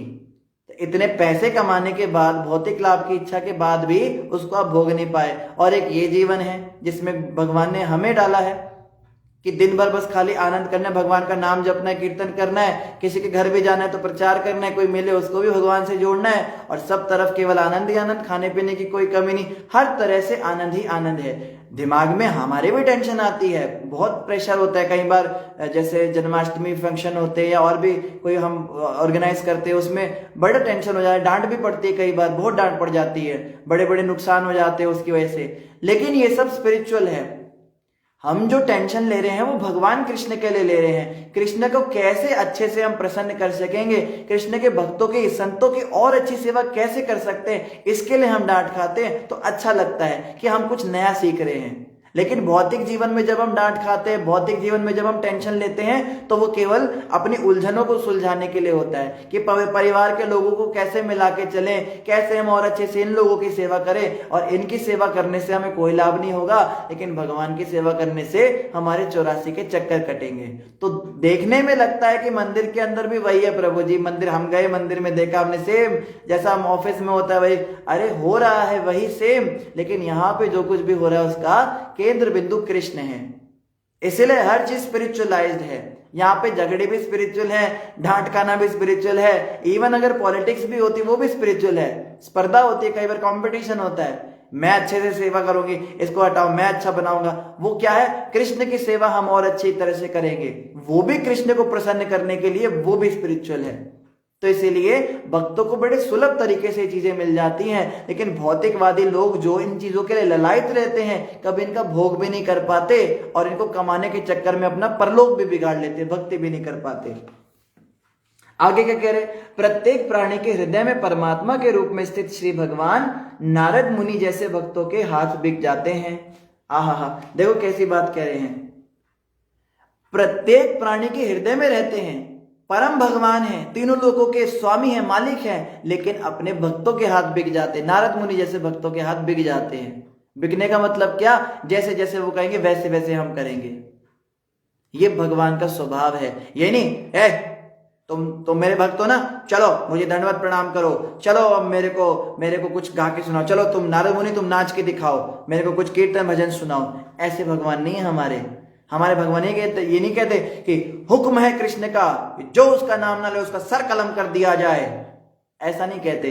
कृष्ण तो बड़े प्रेमी हैं, उनको तो प्रेम से जो भज लेता है, एक बार भी जो कृष्ण का नाम जप लेता है, फिर कृष्ण उसके पीछे पीछे हो जाते हैं। अब कृष्ण उसको पकड़ लेते हैं और बोलते हैं इसने मेरा नाम जपा, अब ये मेरा हो गया, और किसी भी स्थिति में उसको छोड़ते नहीं। और राधा रानी तो ओहो, राधा रानी तो कृष्ण भगवान से भी ज्यादा दयालु है। माता जो होती है वो पिता से भी अधिक वात्सल्यमयी होती है ना। कृष्ण जो है वो देखते हैं कि इसका भजन कितना है, इसका साधन कितना है, इसके अंदर कुछ भक्ति भावना है तो मैं इस पे कृपा करूं। राधा रानी तो ये भी नहीं देखती कि इसने भजन कुछ किया है, पाप कितना करता है, मतलब पाप तो देखती ही नहीं है। महापातकी भी हो, 4 नियम भी तोड़ता हो, भक्तों की भी निंदा करता हो, सारे दुनिया के दोष दुर्गुण उसके अंदर हो, राधा रानी को दिखता ही नहीं। उनकी आंखों में एक ऐसा फिल्टर लगा हुआ है कि उनको दोष दिखता ही नहीं, वो फिल्टर हो जाता है दोष, उनको केवल गुण दिखता है। आपके अंदर हजारों दोष हैं लेकिन एक गुण है, क्या गुण, कि आपने राधा रानी को अपना मान लिया कि राधा रानी हम आपके बच्चे हैं, आप हमारी माँ हो, बस इतना कह दिया। चाहे आपने मजाक में कह दिया, चाहे ऐसे ऊपर ऊपर से कह दिया, अंदर से फीलिंग भी नहीं हो, तो इतने में ही राधा रानी उस एक गुण को एक्सेप्ट कर लेती है और आपके लाखों दोषों को छोड़ के वो कहती है इसने मुझे अपना मान लिया, अब मैं इसकी मां हूं, मैं इसको शुद्ध करूंगी, मैं इसको कृपा करूंगी। एक समय की बात है, नंद गांव के अंदर जन्माष्टमी मना रहे थे नंद बाबा, तो कृष्ण भगवान का जन्म दिवस मना रहे थे, तो बांट रहे थे, खूब अन्न बांट रहे, वस्त्र बांट रहे, खाने पीने का सामान बांट रहे, और लोग लाइन लगा लगा के आ रहे, गिफ्ट दे रहे कृष्ण भगवान को। नंद भवन के आगे भीड़ लगी हुई है और औरतें खूब साड़ी लहंगे और खूब गहने पहन के लेके जा रही है, यशोदा मैया बांट रही है। तो कृष्ण भगवान जब वहां पे अपने हाथों से दान कर रहे थे तो राधा रानी जो है वो वृषभानु जी के साथ वहां पधारी, और राधा रानी ने जब कृष्ण को देखा तो वो भी आ गई। अब बांटने में करुणामयी तो राधा रानी और कृष्ण से आगे, तो कृष्ण एक हाथ से बांट रहे थे, राधा रानी दो दो हाथों से बांटने लगी। तो क्या हुआ, कृष्ण भगवान को तो दिखा नहीं, राधा रानी की नजर उन लोगों पर पड़ी जिनके पास कुछ कटोरा नहीं था। अन्न जो है वो दे रहे थे ना, चावल दाल, बड़े बड़े लोग कटोरे लेकर आ रहे थे, उनको दे रहे थे, लेकिन उन लोगों के पास बर्तन तक नहीं थे, वो इतने दरिद्र थे। तो राधा रानी कहा उन लोगों को नहीं दोगे क्या कृष्ण, उनको नहीं देना क्या? तो कृष्ण कहते उनके पास पात्र ही नहीं है, उनको मैं कैसे दूं, हाथ में थोड़ा ना दूंगा, हाथ में कितना ले पाएंगे वो। तो राधा रानी बड़ी मायूस होकर बैठ गई और रोने लगी। तो कृष्ण समझ गए कि इनके मन में क्या है। तो कृष्ण ने क्या किया, पात्र मंगवाए और राधा रानी पात्र बांट रही हैं और उसके बाद कृष्ण उसके अंदर सामान बांट रहे हैं, तब राधा रानी प्रसन्न हुई। तो क्या मतलब है इस बात का? इस बात का मतलब यह है कि कृष्ण की कृपा प्राप्त करने के लिए भी कुछ योग्यता होनी चाहिए। ऐसी कोई मुंह उठा के वैकुंठ नहीं जा सकता है कि 2-4 माला जपा और निकल गए। हमारे अंदर क्या साधना का बल है, क्या हमारा भजन है, कोई वैराग्य है हमारे अंदर? कुछ नहीं है, केवल दिखावा, केवल दिखावा। तिलक लगा के, कंठी लगा के केवल दिखावा करते हैं, माला जप के दूसरों को बेवकूफ बनाते हैं हम। और जितना हम दिखाते हैं ना हम कितने महान हैं, अगर उतने महान सच में होते ना तो भगवान के धाम में होते। अंदर से भरा हुआ है काम, क्रोध, ईर्ष्या, द्वेष, अहंकार कूट कूट के, और बाहर हम उपदेश देते हैं दूसरों को, उनको भक्ति में लगाते, उनको प्रचार करते हैं, और हालत अंदर खराब है। जैसे गुरु महाराज कहते हैं, दूसरे को नसीहत आप मियाँ फसीहत। दूसरों को तो हम उपदेश देते मंगल आरती उठा करो, किसी का बुरा ना सोचा करो, और अंदर इतना आलस से भरा हुआ है, खुद मंगल आरती आते नहीं, खुद जो है दूसरों को देख के ईर्ष्या से भर जाते हैं। तो ऐसे जो कुपात्र लोग होते हैं, जैसे बोला ना भगवान रामचंद्र ने, निर्मल मन जन सोई मोहे पावा, मोहे कपट छल छिद्र न भावा। निर्मल मन जन सोई मोहे पावा, मुझे तो निर्मल मन वाला व्यक्ति पाता है। मोहे कपट चल छिद्र न भावा, जिसमें कपट है, कपट मतलब अंदर कुछ लेकिन बाहर से कुछ और दिखते हैं। छल है, दूसरों को मूर्ख बनाने का, धोखा देने की प्रवृत्ति, और छिद्र है, दूसरे को हैरासमेंट करने की टेंडेंसी है। राम जी कहते मुझे नहीं अच्छा लगता वो। राम और कृष्ण एक ही हैं, तो कृष्ण भगवान योग्यता का विचार करते हैं कि ये तो कुपात्र हैं, इनको क्या कृपा दूं, इनके पास पात्र ही नहीं, इनको क्या डालूं। तो राधा रानी उन कुपात्रों को पात्र पकड़ाती हैं और फिर कृष्ण के पास भेजती, अब मैंने पात्र दे दिया, अब भरो। यानी कि श्रीमती राधा रानी की शरण में आने से क्या होता है, हमको राधा रानी योग्य बनाती है कृष्ण कृपा के, हमारे अंदर गुण विकसित करती है, हमारे अंदर समर्पण की भावना आती है, हमारा विषयी जीवन छुड़वाती है। और एक बार जो राधा रानी को कह देता है हम आपके हैं, फिर राधा रानी उसको शुद्ध करके ही छोड़ती हैं, छोड़ती नहीं उससे पहले। जैसे बच्चा होता है ना, मल में लिपटा होता है, माँ के पास रोता हुआ आता है, माँ जो है रगड़ रगड़ कर उसको धोती है, माँ उसके मल से घिन नहीं करती, पिता घिन करता है। पिता कहता है देखो देखो जरा इसको, इसने कर दिया कुछ, इसने देखो, लेकिन माँ कभी घिन नहीं करती, उसको साफ करती है। और जब माँ बच्चे को साफ करती नहलाती है तो बच्चा रोता है। रोता है इसलिए कि वो मल में ही रहना चाहता है, क्योंकि उसको दर्द होता है जब उसकी सफाई होती है, शुद्धि होती है, उसको बुद्धि नहीं, अकल नहीं। लेकिन माँ रुकती नहीं है, माँ उसको साफ करती रहती है, रोता रहता है। और जब पूरा शुद्ध हो जाता है, उसमें तेल कंगे लगाती है, जब उसको कंगे से बाल सही करती है, सुंदर सुंदर कपड़े पहनाती है, पाउडर लगाती है, खूब अच्छे से क्रीम पाउडर लगा के और काजल का तिलक लगा के और सुंदर खुशबू करके, और फिर पिता के पास भेजती, जाओ। फिर पिता खिलाते, मेरा बच्चा, फिर पिता खिलाता है उसको। तो राधा रानी जो है हमें शुद्ध कर देंगी, हम चाहे ना चाहे। हम कहें अब नहीं, हमने तो ऐसे मजाक कर दिया, राधा रानी आप तो ज्यादा ही सीरियस हो गए। अरे इतना सीरियस थोड़ा होना था, अभी मुझे भौतिक सुख भोगने दो, मेरे मन में इतना वैराग्य क्यों ला रहे हो, क्यों भक्ति में मेरा मन जा रहा है, मैं चाह के भी अपने विषय जीवन को क्यों नहीं भोग पा रहा। पहले इन्हीं पार्टीज के अंदर मुझे कितना मजा आता था, आज इन पार्टीज में जाके मुझे आनंद नहीं आ रहा है। पहले मैं शॉपिंग कॉम्प्लेक्स में इतने इतने घंटों बर्बाद करती थी, अब इन शॉपिंग की चीजों को देख के मेरे अंदर वो फीलिंग क्यों नहीं आ रही है। मेरा मन क्यों बार बार करता है मंदिर जाओ, राधा रानी के लिए सामान खरीदो, अपने लिए लेना छोड़ो। क्यों मेरा मन बार बार कह रहे कृष्ण भगवान के दर्शन को जाओ, दुनिया क्या देखनी है। राधा रानी कहती बेटा जिस दिन तूने कहा था ना कि आप मेरे और हम आपके, हमने तो सीरियस ले लिया। तुम चाहे मजाक में कह रहे थे, जैसे कह रहे थे, हम तो सीरियस हो गए। अब हम आपको शुद्ध करके छोड़ेंगे। आप कितना भी रेजिस्ट करो, राधा रानी पूरा शुद्ध पवित्र कर देंगी और पात्रता देकर, यानी भक्ति के लिए समर्पण की भावना देकर फिर कृष्ण के चरणों पर अर्पित कर देंगी। तो राधा रानी की कृपा कैसे मिलेगी हमें? राधा रानी का मतलब है कृष्ण की अंतरंगा शक्ति, और कृष्ण की अंतरंगा शक्ति को संबोधित करने का सबसे अच्छा तरीका है हरे। हरे मतलब हरा, हरा शक्ति होती है कृष्ण की शक्ति। हरे, राधा रानी को हरे नाम से जब हम संबोधित करते हैं तो इसका मतलब होता है आप जो हैं हमारे पाप ताप हरे, उनको हर लीजिए। हरे, हरे मतलब राधे, और फिर कृष्ण, हरे कृष्ण। आप देखो महामंत्र में भी राधा रानी का नाम पहले आता है और कृष्ण का नाम बाद में। बोलते हैं कि कृष्ण की उपासना का मंत्र है, मगर ये कृष्ण उपासना का मंत्र नहीं, ये युगल उपासना का मंत्र है, क्योंकि इसमें राधा रानी का नाम पहले और कृष्ण का नाम बाद में है। हरे कृष्ण कृष्ण कृष्ण हरे हरे। शुरुआत भी राधे से हो रही है और अंत भी राधे से होता है और कृष्ण बीच में आ जाते हैं। तो इस महामंत्र के जाप से क्या होगा, राधा रानी की कृपा मिलेगी और पात्रता मिलेगी, और फिर कृष्ण कृपा से क्या होगा, पात्र के अंदर भक्ति का दान होगा, फिर भाव उमड़ेंगे, फिर भगवान की भक्ति में मन भी लगेगा। तो ये जो है ये भगवान का स्वभाव है। क्या कह रहे हैं, प्रत्येक प्राणी के हृदय में परमात्मा के रूप में स्थित श्री भगवान नारद मुनि जैसे भक्तों के हाथ बिक जाते हैं भगवान ऐसे भक्तों के। दूसरे शब्दों में परमेश्वर ऐसे ही भक्तों को प्यार करते हैं। जानना चाहते हैं भगवान कैसे भक्तों को प्यार करते हैं? हम सोच सकते हैं ना कि कृष्ण हमसे प्यार करो, कृष्ण हमसे प्यार करो। कृष्ण कहेंगे देखो मैं प्यार उससे करता हूं, किससे करता हूं, यहां बताया भागवत में। तो हमें पता लग जाए किससे प्यार करते तो हम वैसे बन जाए, तो भगवान हमसे प्यार करे। तो सुनिए ध्यान से किससे प्यार करते हैं। परमेश्वर ऐसे ही भक्तों को प्यार करते हैं जो उन्हें शुद्ध भाव से प्यार करते हैं। जो भगवान से प्यार करते हैं वो भगवान उनसे प्यार करते हैं। एक तरफा वन साइडेड लव नहीं होता। हम कहे कृष्ण हमसे प्यार करो, लेकिन हम संसार से ही प्यार करेंगे, हम भौतिक विषय वासनाओं से प्यार करेंगे, हम अपनी गंदी हरकतों से प्यार करेंगे, हम अपने घर बार संसार पति पत्नी रंगले बगले पैसे तमाशे एफडी और बैंक और पॉलिसी और इंश्योरेंस इन्हीं से प्यार करेंगे, हम अपने शरीर से प्यार करेंगे, इसको सजाएंगे।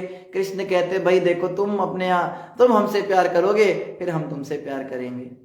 तो हमें कृष्ण से प्यार करना पड़ेगा, फिर कृष्ण जो है हमसे प्यार। कृष्ण तो वैसे भी हमसे प्यार करते ही हैं, लेकिन हमें इस बात की अनुभूति तब होनी शुरू होगी, तब व्यवहार शुरू होगा। जैसे कोई पत्नी अपने पति से बहुत प्यार करती है, लेकिन पति उसको कोई जवाब देता नहीं, तो बातचीत आगे बढ़ती नहीं, गृहस्थ जीवन आगे नहीं बढ़ता। पत्नी अपनी तरफ से प्रयास कर रही है लेकिन पति प्यार नहीं करता, या पति कई बार अपनी पत्नी से बहुत प्यार करता है। अरेंज मैरिजेस में ऐसा होता है, लेकिन पत्नी जो है वो अपने पति से प्यार नहीं करती, तो उनका भी जीवन चल नहीं पाता। दोनों तरफ से जब प्यार होता है आपस में एक दूसरे की, प्यार मतलब क्या होता है, सेवा। प्रभुपाद जी ने कहा भक्ति मतलब सेवा, कि हम किसी की सेवा करें तब हम कहेंगे हम उनसे प्यार करते हैं। ये नहीं कि बस हम तो बड़ी भक्ति, हम तो भगवान के बहुत प्यार करते, ठाकरा से तो मेरा बड़ा प्यार है, हम तो बिना ठाकुर के तो जीवन ही क्या है, बेकार है, बड़ी बड़ी बातें हम करते हैं। और बोलो माता जी थोड़ा सेवा कर दो कि भगवान के कपड़े आए इनको प्रेस कर दो। है प्रेस मैं नहीं कर सकती, टाइम नहीं है साढ़े को, मैंने जाना है, मेरे को घर जाना है। या कोई प्रभु जी आए, प्रभु जी आप बड़ा प्यार करते हो भगवान से, ये ना कल हमें एक छोटा सा भगवान को भोग लगाने की इच्छा थी, थोड़े पैसे दे दो भगवान को भोग लगा। है प्रभु जी आजकल पैसे तो होते ही नहीं हमारे पास, कोरोना चल रहा है ना, क्या करें।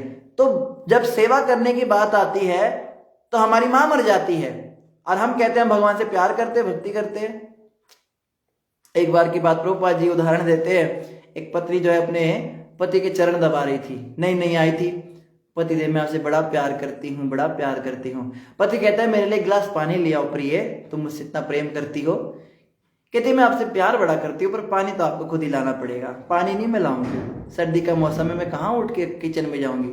बोला तुम प्यार करती हो तो कुछ सेवा भी तो करो। ये पतिदेव खुद ही जाइए, मैं बस चरण दबाऊंगी। कहते मेरे चरणों में दर्द नहीं हो रहा है प्रिय, पानी दो। बोला ना नहीं जाऊंगी। ते मूर्ख औरत, तेरे को कब से कह रहा हूं पानी लेके आ। ते नहीं जाऊंगी, पैर दबाऊंगी, जोर जोर से पैर दबाने लगी। तो ऐसा प्यार किस काम का। प्रेम का मतलब होता है सेवा, और ये ऑटोमेटिक होता है। हम अपने बच्चों से प्यार करते हैं तो रात को, आधी रात को 1 बजे भी 12 बजे भी अगर बच्चे के सिर में दर्द हो जाए तो हम जाएंगे नहीं जाएंगे हॉस्पिटल। दिन भर हम थकान भरे टेंशन भरा जीवन जी के आए, रात को हम अच्छी नींद सो रहे हैं और हमें पता है कि अगले दिन भी हमें रेस्ट नहीं मिलेगा, लेकिन बच्चे के सिर में दर्द होगा तो हम उठेंगे नहीं उठेंगे। क्यों उठेंगे?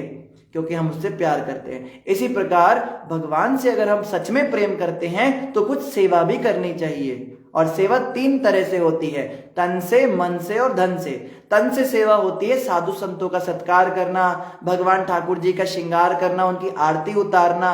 2 मिनट भी भगवान को देने भारी हो गए आजकल लोगों के लिए। सुबह नहाते हैं और फटाफट ऐसे ऐसे प्रणाम करके निकल जाते, भाग जाते हैं। थोड़ी सी सेवा भी नहीं होती भगवान की कि उनका श्रृंगार बदल दे, उनको नहला दे, उनको भोग बना दे उनके लिए।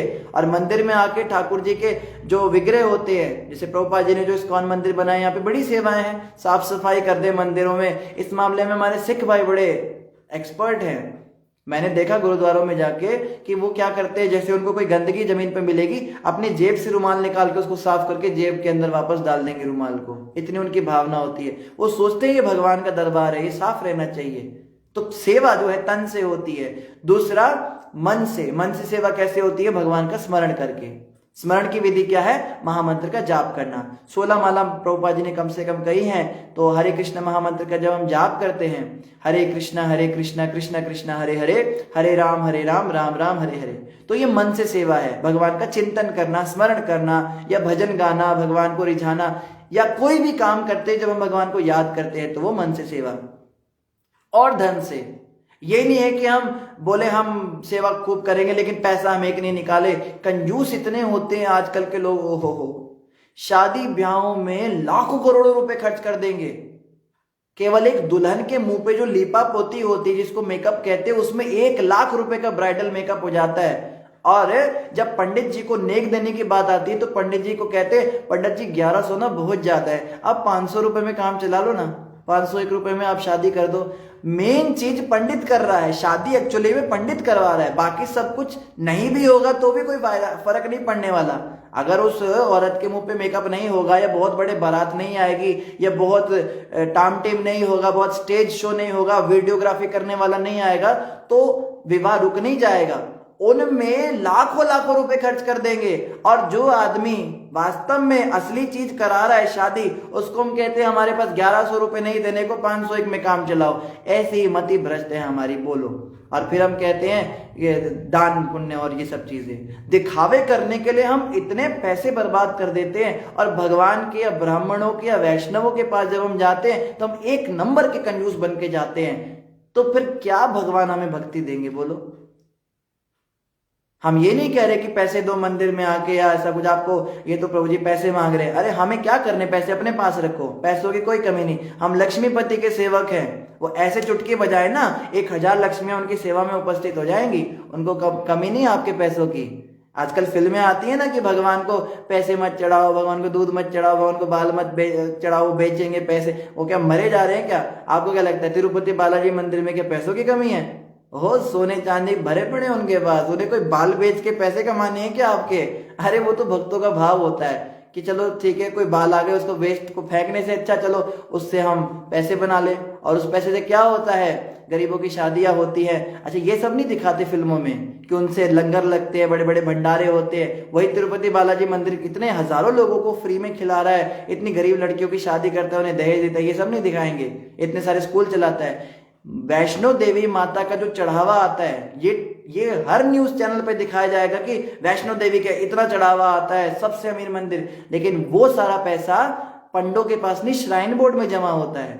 और श्राइन बोर्ड क्या करता है? एक यूनिवर्सिटी चला रखी है, SMVDU, पूरे भारत की टॉप यूनिवर्सिटीज में से एक है। हम गए उसमें, कई बार हमें जाने का मौका मिला। वो जो है उधमपुर के पास ही पड़ती है, वहां हम प्रचार करने जाते थे।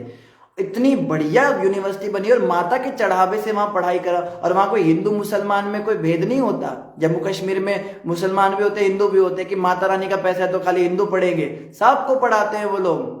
और ये कोई न्यूज चैनल नहीं दिखाता कि इस पैसों का कहां कहां सदुपयोग हो रहा है। कहेंगे दान चढ़ावा मत चढ़ाओ मंदिरों में, ये है वो है, इन पैसों को जो है गरीबों में लगाओ। अरे भैया देखो आंखें खोल के, दान देने से कभी कोई नुकसान नहीं होता, बशर्ते अगर हम दान अच्छी जगह दे रहे हैं जहां पे अच्छे काम हो रहे हैं। तो ये मीडिया की बातों में और फिल्मों के चक्करों में मत पड़िए। दान दक्षिणा करना बहुत जरूरी है। और दान करके हम किसी पे एहसान नहीं कर रहे हैं कि हमने कुछ दिया है। जब हम अपने पैसे देते हैं ना, तो पैसों के साथ अपने पाप कर्म भी देते हैं। अगर पाप कर्म ना जाए पैसों के साथ तो हम दान देना भी बंद कर दे। हम जब भी किसी को दान देते हैं तो उसके साथ हमारे पाप कर्म जाते हैं, हमारे पाप कटते हैं। और वो व्यक्ति जिसको हम दान दे रहे हैं उसके ऊपर वो पाप जाते हैं। इसलिए साधु वैष्णव ब्राह्मण फ्री में नहीं हमारे पैसे लेके और हम उन पे रौब दिखाए। हमने 11,000 रुपए का डोनेशन दिया था, क्या इस मंदिर में हमें गले में हमारे माला भी नहीं डलेगी? अरे तूने क्या किया था? तूने 11,000 किलो का पाप दिया था, अपना पाप चढ़ाया तुमने। और वो पाप जो है, जो जो उसको खाएगा, उस पैसे की चीजें खाएगा, उन सबको वो पाप लेना पड़ेगा तुम्हारा। तो दान जो है वो किस लिए होता है? अपनी शुद्धि के लिए, हमारी शुद्धि होती है।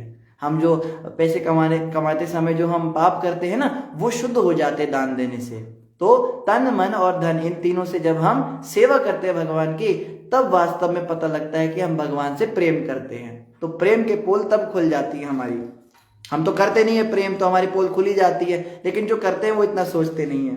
ना तो हमसे जप ही होता है, ना हमसे सेवा ही होती है, और दान देने में भी हम कंजूस हैं, और हम कहते हैं भगवान से बड़ा प्यार करते हैं। तो भगवान कहते हैं जो मुझसे शुद्ध भाव से प्यार करते हैं वे मुझे बड़े प्रिय हैं, वे उनके हाथों अपने आप को सौंप देते हैं। कृष्ण कहते हैं मैं अपने आप को उनके हाथों में सौंप देता हूं ऐसे भक्तों के। यहां तक कि महान आत्म साक्षात्कार करने वाले योगी यथा चारों कुमार भी अपने अंतर में परमात्मा का साक्षात्कार करके दिव्य आनंद प्राप्त करते हैं। तो चार योगी जो सारी सिद्धियों को प्राप्त कर चुके हैं, चतुर कुमार, ब्रह्मा जी के चार पुत्र, ये भी भगवान विष्णु के स्वरूप का चिंतन करते मन में, और ये भी कृत्य धन्य हो जाते हैं।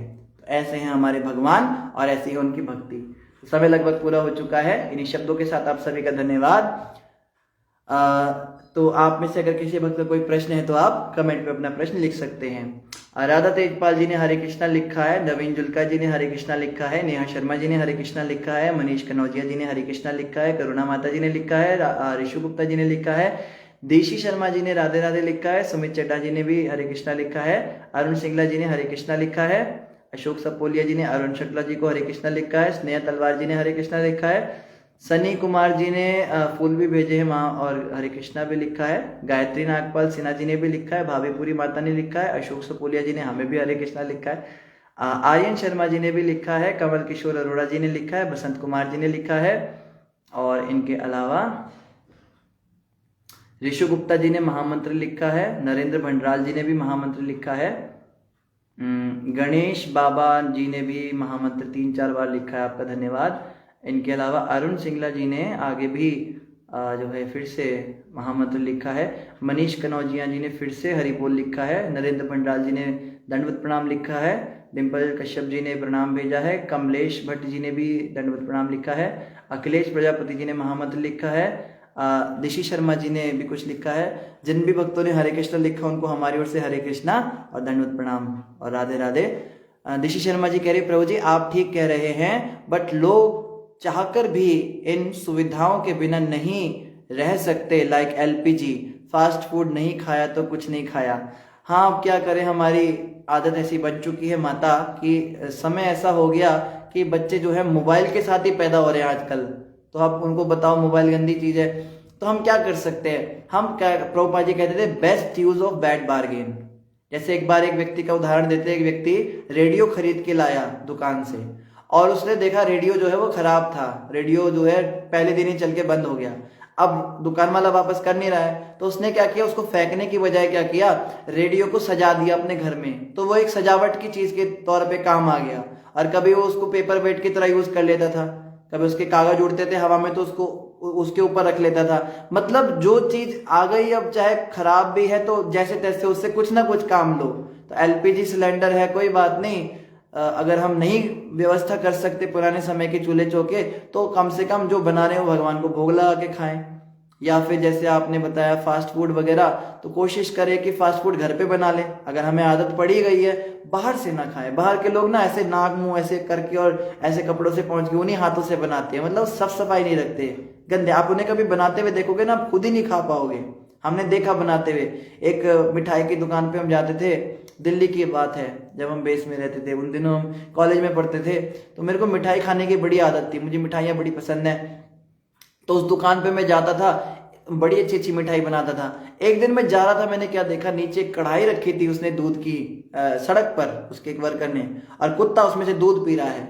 और उस आदमी ने ऐसे कुत्ते को भगाया, इधर देखा और उधर देखा, और कोई नहीं था, चुपचाप उसको अंदर ले गया। और वो दिन था और आज का दिन था, मैंने कभी दुकान की उसकी मिठाई नहीं खाई। अपनी आंखों से जब हम देखेंगे इनको बनाते हुए, तो हम खुद ही घिन करेंगे। बाहर की चीजें नहीं खानी चाहिए। हाँ, आपको फास्ट फूड खाना है, चाउमीन खाएं, घर में बना, घर में क्या कर सकते हैं। फिर अगर आदत ही है, इच्छा ही है, तो हम best use of bad bargain कर सकते हैं माता, ऐसे समझना है। और इनके अलावा कमल किशोर जी लिख रहे हैं हरे कृष्णा प्रभु जी, हरे कृष्णा प्रभु। इन्होंने एक प्रश्न भी भेजा है।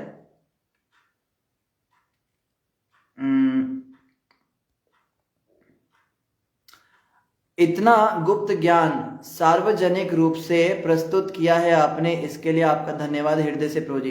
कमल किशोर जी आपका धन्यवाद कि आप इस गुप्त ज्ञान को समझ पाए। हम आपको एक बात आज बताना चाहते हैं, ये जितना भी आप सुनते हो ये हम नहीं बोलते, ये हमारे गुरुदेव बोलते हैं, ये प्रभुपाद जी बोलते हैं, वो हमें माध्यम बनाते हैं। जैसे भगवान कृष्ण मुरली बजाते हैं, लोग कहते हैं मुरली कितनी सुंदर बज रही है, पर वास्तव में मुरली नहीं बज रही, कृष्ण बजा रहे होते हैं। तो देखने में लगेगा कि रुद्र प्रभु लेक्चर कर रहे हैं, बट हम लेक्चर नहीं कर रहे, ये कृष्ण हमारे अंदर से ज्ञान प्रस्तुत कर रहे हैं। ये सारा ज्ञान उन्हीं का है जो हमने गुरु महाराज से सुना है और जो हम पढ़ रहे हैं प्रभुपाद जी की श्रीमद् भागवत में से, यही हम आपके सामने प्रस्तुत कर रहे हैं। इसमें भाई हमारा कुछ नहीं, कोई क्रेडिट नहीं है, हमारा बस एक छोटा सा क्रेडिट है कि हम प्रयास कर रहे हैं। पर आप हमें आशीर्वाद दीजिए, हम भक्ति में आगे बढ़े और इसी प्रकार से सेवा करते रहें। और दिशी शर्मा जी ने आगे एक और बात लिखा है, then Prabhu ji do little service of Krishna ji but Prabhu ji I do little service of Krishna ji but बदले में चाहते हैं कि वो हमें ऐसे ही सेवा करने का अवसर दे, वो भी रॉन्ग है। अरे ये तो अच्छी चीज है ना, सेवा के बदले कुछ नहीं मांगना मतलब कुछ भौतिक नहीं मांगना है, आध्यात्मिक चीजें मांग सकते हैं कि मेरा मन आप में हमेशा लगा रहे, मुझे आपका धाम मिल जाए, आपकी सेवा मिलती रहे, मैं हमेशा आपकी सेवा में लगी रहूं, संतों की सेवा मिले, ये तो मांग सकते, तो मांगना चाहिए भगवान से। भौतिक नहीं मांगना, घर गाड़ी बंगले नहीं मांगने, माता आध्यात्मिक चीजें मांग सकते हैं। जो हमने गुरु महाराज से सुना वो कहते हैं आध्यात्मिक चीजें मांग सकते हैं। और जगमोहन मिश्रा जी ने हरे कृष्णा लिखा है, करुणा माता जी ने लिखा है, प्रभु जी परमात्मा का साक्षात्कार करने का क्या उपाय है। करुणा माता जी आप स्वयं ही इतने ज्ञानी हो या आपकी विनम्रता है कि आप प्रश्न हमसे कर रहे हो, तो अगर आपने प्रश्न किया है तो हम उत्तर आपको देते हैं। जो प्रभुपाद जी ने कहा, प्रभुपाद जी ने कहा है परमात्मा का साक्षात्कार करने के अलग अलग तरीके होते हैं अलग अलग युगों में। कृतयध्याय तो विष्णु, कृतय कहते सतयुग को, सतयुग में भगवान को साक्षात्कार करने का तरीका था ध्यान, ध्यान मतलब ऐसे बैठ के ध्यान करना। फिर त्रेतायाम यजतो मखय, त्रेता युग में यजतो यज्ञ करना शुरू हुआ, त्रेता में यज्ञ करके भगवान मिलते थे। द्वापरे परिचर्यायाम, द्वापर में भगवान को परिचर्या मतलब डीटी वर्शिप, भगवान की अर्चा वगैरह की सेवा करने से भगवान मिलते थे। और कलौ तद हरि कीर्तनाथ, कलयुग में केवल हरि कीर्तन से भगवान मिलते हैं, यानी महामंत्र का जो हम जाप करते हैं, हरे कृष्णा कृष्णा कृष्णा हरे हरे, हरे राम राम राम हरे हरे, इस महामंत्र के जाप से, इसके कीर्तन से भगवान सुलभ रूप से उनका साक्षात्कार होता है। तो साउंड मेडिटेशन स्टार्टिंग हमें करनी है, भगवान का ध्यान करना है नाम रूप में, हरे कृष्ण बोलते हैं तो उसी को हमें सुनना है, उसी ध्वनि को सुनना है। तो जब हम भगवान के ध्वनि पे ध्यान लगाते हैं तो कहा अभिनतवान नाम नामिनो, नाम में और नामी में कोई अंतर नहीं, मतलब कृष्ण व्यक्ति और कृष्ण नाम इसमें कोई अंतर नहीं। तो जब हम कृष्ण कृष्ण बोल रहे हैं, साक्षात कृष्ण हमारे साथ ही हैं, हो गया साक्षात्कार। महामंत्र जपना है और कहा हरे नाम हरे नामैव केवलम कलौ नास्तैव नास्तैव गतिर अन्यथा, केवल हरि नाम के द्वारा ही कलयुग में हमारा कल्याण हो सकता है, और अन्य कोई साधन नहीं है, कोई साधन नहीं है और कोई साधन नहीं। 3 बार बोला, तो ये बात बिल्कुल पक्की है कि महामंत्र के जब से होता है। तो शारमर बहा जी ने भी हरे कृष्णा बोला है, और लता टिक्कू कौल माता जी ने दिल भेजे हैं। और माता जी आपकी तबीयत ठीक है, पीछे आपकी तबीयत खराब हो गई थी, अभी ठीक है हम। बेनुका अरोड़ा जी कह रहे sometimes as if we see someone is willing to do service that we are doing, should we give it or to them or not. आपने पूछा है कि कभी कभी हम कुछ सेवा कर रहे होते हैं और कोई दूसरा व्यक्ति आके बोलता है कि हम ये सेवा कर लें क्या, तो ऐसे में हम क्या करें, क्या उनको दे या ना दे। तो देखो सेवा जो हमारी है, ठीक है, वो हमारा एक हमारी उपलब्धि है, वो हमारी अचीवमेंट है, भगवान की कृपा है कि हमें सेवा मिली, ये गौरव है हमें।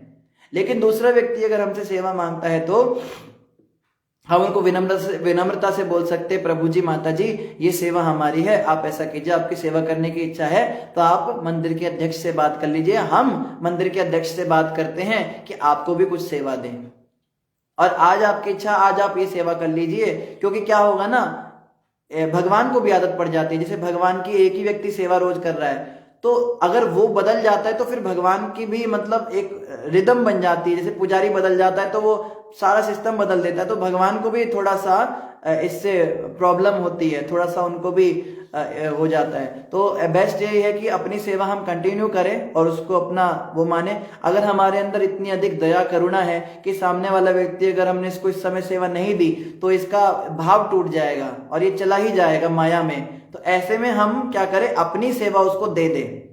लेकिन हम ध्यान रखें कि हम उसको सेवा इसलिए दे रहे हैं कि वो जुड़ा रहे भक्ति में, और हम क्या करें, हम खाली ना बैठे, हम अध्यक्ष के पास जाकर बोले उनको हमने वो सेवा दे दी, आप हमें कोई और सेवा दो। तो हम अपनी सेवा मतलब कुछ ना कुछ सेवा करते रहें। अब मुझे उम्मीद है आप समझ गए मैं क्या कह रहा हूं। तो ये जो है 2-3 चीजें हम कर सकते हैं माता। तुषार मरवाहा जी ने आगे कहा है, प्रभु जी आप हम सेवा करते हैं, प्रभु जी जब हम सेवा करते हैं और हमको कोई कह दे कि ऐसे मत करो वैसे करो, और तब हमको थोड़ा सा ईगो कारण गुस्सा आता है, तो उसको ओवरकम कैसे करें। तो तुषार प्रभु ऐसा होता है कि सेवा जो है, एक भजन है हमारे वैष्णव आचार्य ने लिखा है, उन्होंने कहा है कि रूपे पाई बो सेवा मोहि दुराचार,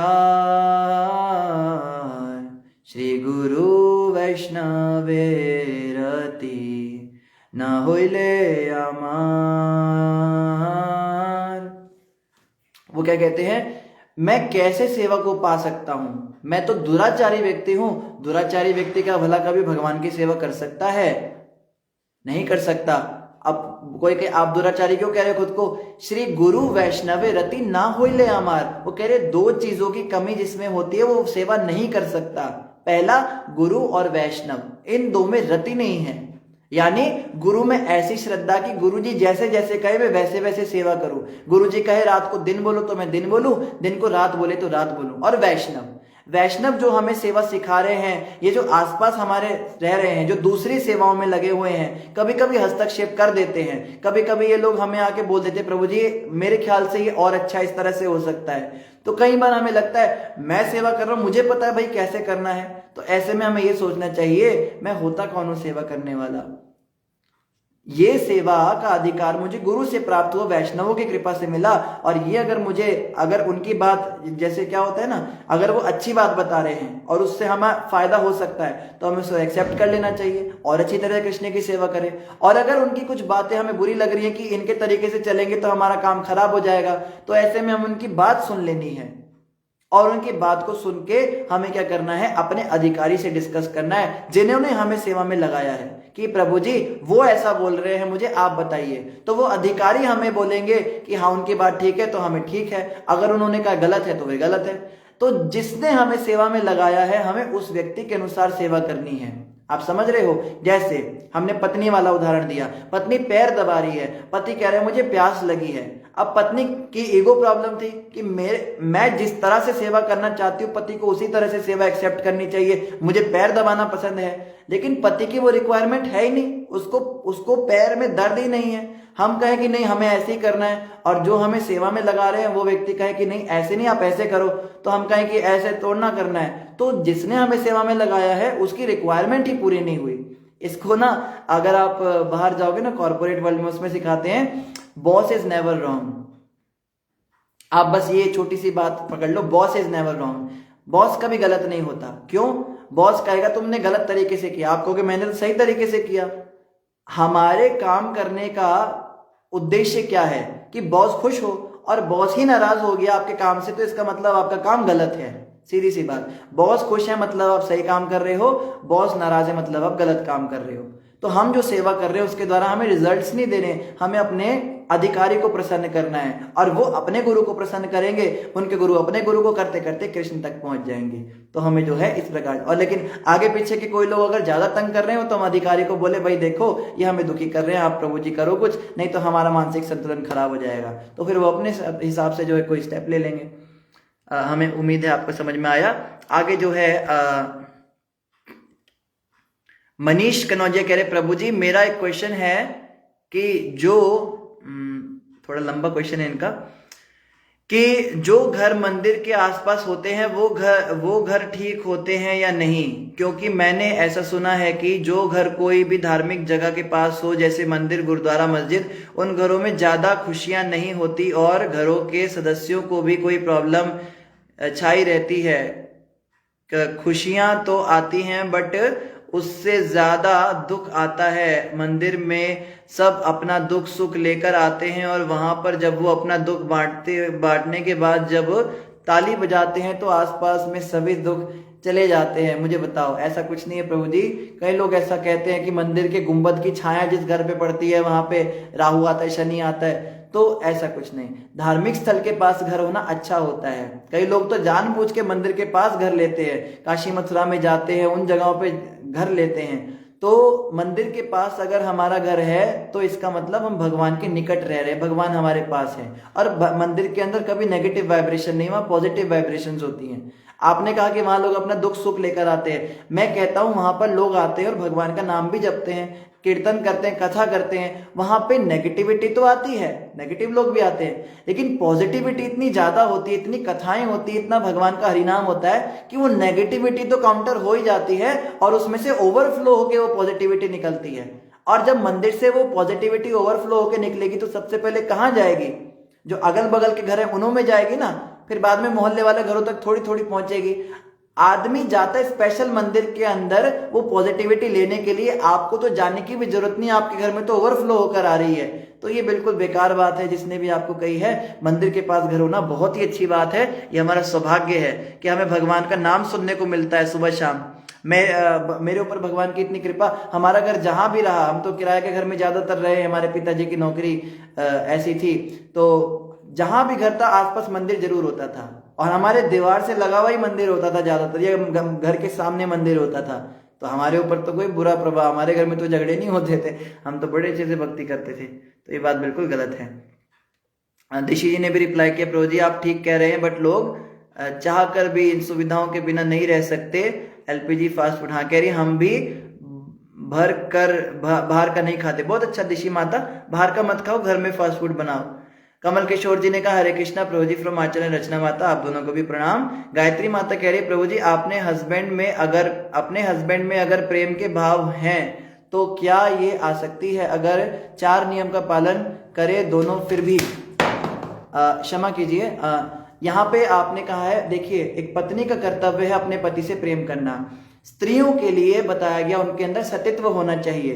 तो अगर स्त्री अपने पति से प्यार करती है, अपने घर से प्यार करती है, अपने घर गृहस्थी से प्यार करती है तो बहुत अच्छी चीज है, यह होना चाहिए। प्रभुपाद जी ने कहा है the husband should be the servant of Krishna and the wife should be the servant of the husband, that is perfect गृहस्थ लाइफ। कि पति जो है वो भगवान का भक्त हो और पत्नी अपने पति की भक्त हो, यानी पति भगवान की सेवा करे और पत्नी अपने पति की सेवा कर रही है, ये परफेक्ट गृहस्थ जीवन है। प्रॉब्लम कहाँ होती है? जब पत्नी जो है वो डायरेक्टली भगवान की सेवा करना चाहती है, वो कहती है मैं लाल जोड़ा पहनाऊंगी, पति कहते हैं मैं पीला जोड़ा पहनाना है, तो झगड़े हो जाते हैं। तो पत्नी जो है अगर अपने पति से प्रेम करती है तो ये बहुत अच्छी बात है, बशर्ते उसका पति भक्त हो। अगर आपका पति भक्त नहीं है तो वो आपको नर्क ले जाएगा वही प्यार, और अगर आपका पति भक्त है तो वही प्यार आपको वैकुंठ ले जाएगा उसके साथ में। तो माता पति को भक्त बनाना जरूरी है। अगर आपका हस्बैंड भक्त है तो बहुत अच्छा, नहीं है तो उन्हें आप डिवोटी बनाइए, इससे जो है हमारे कर्म कटेंगे। आगे आपने कहा 4 नियमों का पालन। 4 नियम जो होते हैं ना उनको हम बहुत ज्यादा दूसरे वे में ले जाते हैं कि अगर हमारी गृहस्थी अच्छी चल रही है, मतलब मेन चीज है हेन केन प्रकार है ना, मन कृष्ण निवेशिता। जरूरी नहीं कि हम नियमों के चक्कर में इतने फंस जाएं कि हम हरिनाम ही ना जप पाएं, हम हाथ पे मुंह धोने में, आगे पीछे जाने में इतना ज्यादा विचार करने लगे कि हम महामंत्री जप ना पाएं। तो ये नहीं, मेन चीज है कृष्ण का स्मरण बना रहे। अगर हमारे घर गृहस्थी में कृष्ण का स्मरण बन रहा है, हमारा भाव अच्छा हो रहा है भगवान के प्रति, और ये कौन बताएंगे? गुरु बताएंगे। अगर गुरु कह रहे हैं हाँ तुम लोग ठीक जा रहे हो, तो ऐसे में हमें उतने ही नियमों का पालन करना है जितना गुरु ने बताया। एक्स्ट्रा नियमों का पालन हम तब करें जब हमारी बेसिक चीजें हो रही हों। मुझे उम्मीद है आप समझ रहे हैं मैं क्या कह रहा हूं, कि भक्ति के अंदर अगर भगवान कृष्ण के हम नजदीक जा रहे हैं तो फिर उन नियमों को हम स्वीकार करें, लेकिन जिन नियमों के कारण हम भगवान से दूर दूर जा रहे हैं उन नियमों को हमें गुरु की आज्ञा से कुछ समय के लिए रोक देना चाहिए, ये हमको ध्यान रखना चाहिए। और करुणा माता जी ने कहा है प्रभु ji god bless you, thank you Karuna माता जी, आपने कृपा करी। कमल किशोर जी कह रहे हैं प्रभु जी कल भागवतम मिस मत करना सुबह की, बहुत बहुत धन्यवाद। जरूर प्रभु जी, पूरा प्रयास रहेगा। वैसे तो आज भी पूरा दिन रेस्ट नहीं हो पाया, आज हाउस प्रोग्राम्स थे उसमें लेट हो गए, कल भी पूरा दिन हम रेस्ट नहीं कर पाए, रात को लेट हो गए, तो कोशिश पूरी रहेगी आज सुबह आपकी सेवा, कल सुबह आपकी सेवा पे उपस्थित होने की। शिवम गोयल जी कह रहे प्रभु जी अगर हमारी सेवा किसी और को मिल जाए और हमारी सेवा छीनी जाए तो क्या भगवान हमें खुद से दूर करते हैं? नहीं, अगर हमारी सेवा छीनी जा रही है ना, इसका ये मतलब है कृष्ण कह रहे हैं इसको छोड़ो, ये तो सब कर लेंगे, तुम कुछ बड़ा करो। कृष्ण हमें अपग्रेड कर रहे हैं। कहते हैं ना कि जब तक हमारे जो सपोर्टिंग व्हील्स हैं वो टूटते नहीं है साइकिल के, तब तक हम साइकिल चलाना सीखते भी नहीं हैं। तो कई बार सपोर्टिंग व्हील तोड़ देंगे भगवान, ये जो हम अच्छे से सेवा कर रहे हैं वही अधिकारियों से झगड़े हो जाएंगे। तो कृष्ण क्या करते हैं, टेस्ट लेते हैं बीच में, वो देख रहे हैं कि आप कितना ज्यादा निष्ठ हो। अगर ऐसे टेस्ट में हम क्या करते हैं, हम हतोत्साहित होकर बैठ जाते हैं, ले हमारी तो सेवा ही चली गई, अब मंदिर नहीं जाना मैंने, उन प्रभु जी से मेरा झगड़ा हो गया, वो माता जी मेरे से बड़ा जलती हैं, उन्होंने प्रभु जी को मेरी शिकायत लगा दी, मेरी सेवा छुड़वा दी। ये टेस्ट है, ये परीक्षा है कि आप में कितनी सहन शक्ति है। भक्ति करने का मतलब ये नहीं है मैं कितना लंबा तिलक लगा कंठी पहनी है, भक्ति का मतलब मेरे अंदर सहनशीलता कितनी आई है। अगर सहनशीलता ही नहीं मेरे अंदर बढ़ रही है तो इसका मतलब मेरी भक्ति नहीं बढ़ रही है। तो भगवान टेस्ट लेते हैं बीच बीच में, सेवा छुड़वा देंगे, हरि नाम से टेस्ट ले लेंगे, या झगड़ा करा देंगे मंदिर में, या कुछ हो जाएगा आपकी बेइज्जती करा देंगे। तो उस स्थिति में भी हम भक्ति में लगे रहते हैं तो फिर हम टेस्ट में पास हो जाते हैं। तो हमें फेल नहीं होना है शिवम जी, हमें पास होना है। और ठीक है, आप सभी का धन्यवाद। इसी के साथ आज काफी सारे प्रश्न थे, क्षमा कीजिए आज की क्लास थोड़ी लेट हो गई, प्रश्न उत्तर आ गए थे। तो आप सभी इसी प्रकार से जुड़े रहिए, उत्साह बना के रखिए। हम भी प्रयास करेंगे कि नित्य ही भागवत हो, कभी कभी नहीं हो पाएगी किसी कारण से तो आप क्षमा कीजिएगा। तो जल्दी से हम महामंत्र का जप करेंगे। शिला प्रभुपाद की जय, गौर भक्तवृंद की जय, ग्रंथराज श्रीमद् भागवतम महापुराण की जय। हरे कृष्णा कृष्णा कृष्णा हरे हरे, हरे राम राम राम हरे हरे, हरे कृष्णा कृष्णा कृष्णा हरे हरे, हरे राम राम राम हरे हरे। आप सभी भक्तों से प्रार्थना है, कथा के बाद क्विज आएगी आप सभी के पास, इस क्विज में आप जरूर पार्टिसिपेट कीजिए ताकि हमें पता रहे कि आप कितना अच्छी तरह से सीख रहे समझ रहे हैं। और बहुत जल्द हमें गूगल फॉर्म भेजेंगे भागवतम क्लास के ग्रुप में, तो गूगल फॉर्म्स आप जरूर भरिएगा, उससे हम पर्सनली आप सभी से बातचीत करना चाहेंगे। नहीं तो क्लास पे क्लास होते रहेंगे, सालों साल बीत जाएंगे, बहुत अच्छी कथा हम कहेंगे, पर हमारा भक्ति में इतना विकास नहीं हो पाएगा। तो हम चाहते हैं हम जितने भी आप सब जुड़े हैं हमारे साथ, सबसे हम पर्सनली बातचीत करें, हम थोड़ा एक दूसरे को जाने और हम भक्ति में आगे धीरे धीरे बढ़े, कुछ आप हमें सिखाएं, कुछ हम आपको सिखाएं, तो ऐसे हम करें। तो एक फॉर्म हम भेजेंगे ग्रुप्स में, तो उसको आप सभी भरिएगा जरूर। इन्हीं शब्दों के साथ सभी का धन्यवाद। हरे कृष्णा।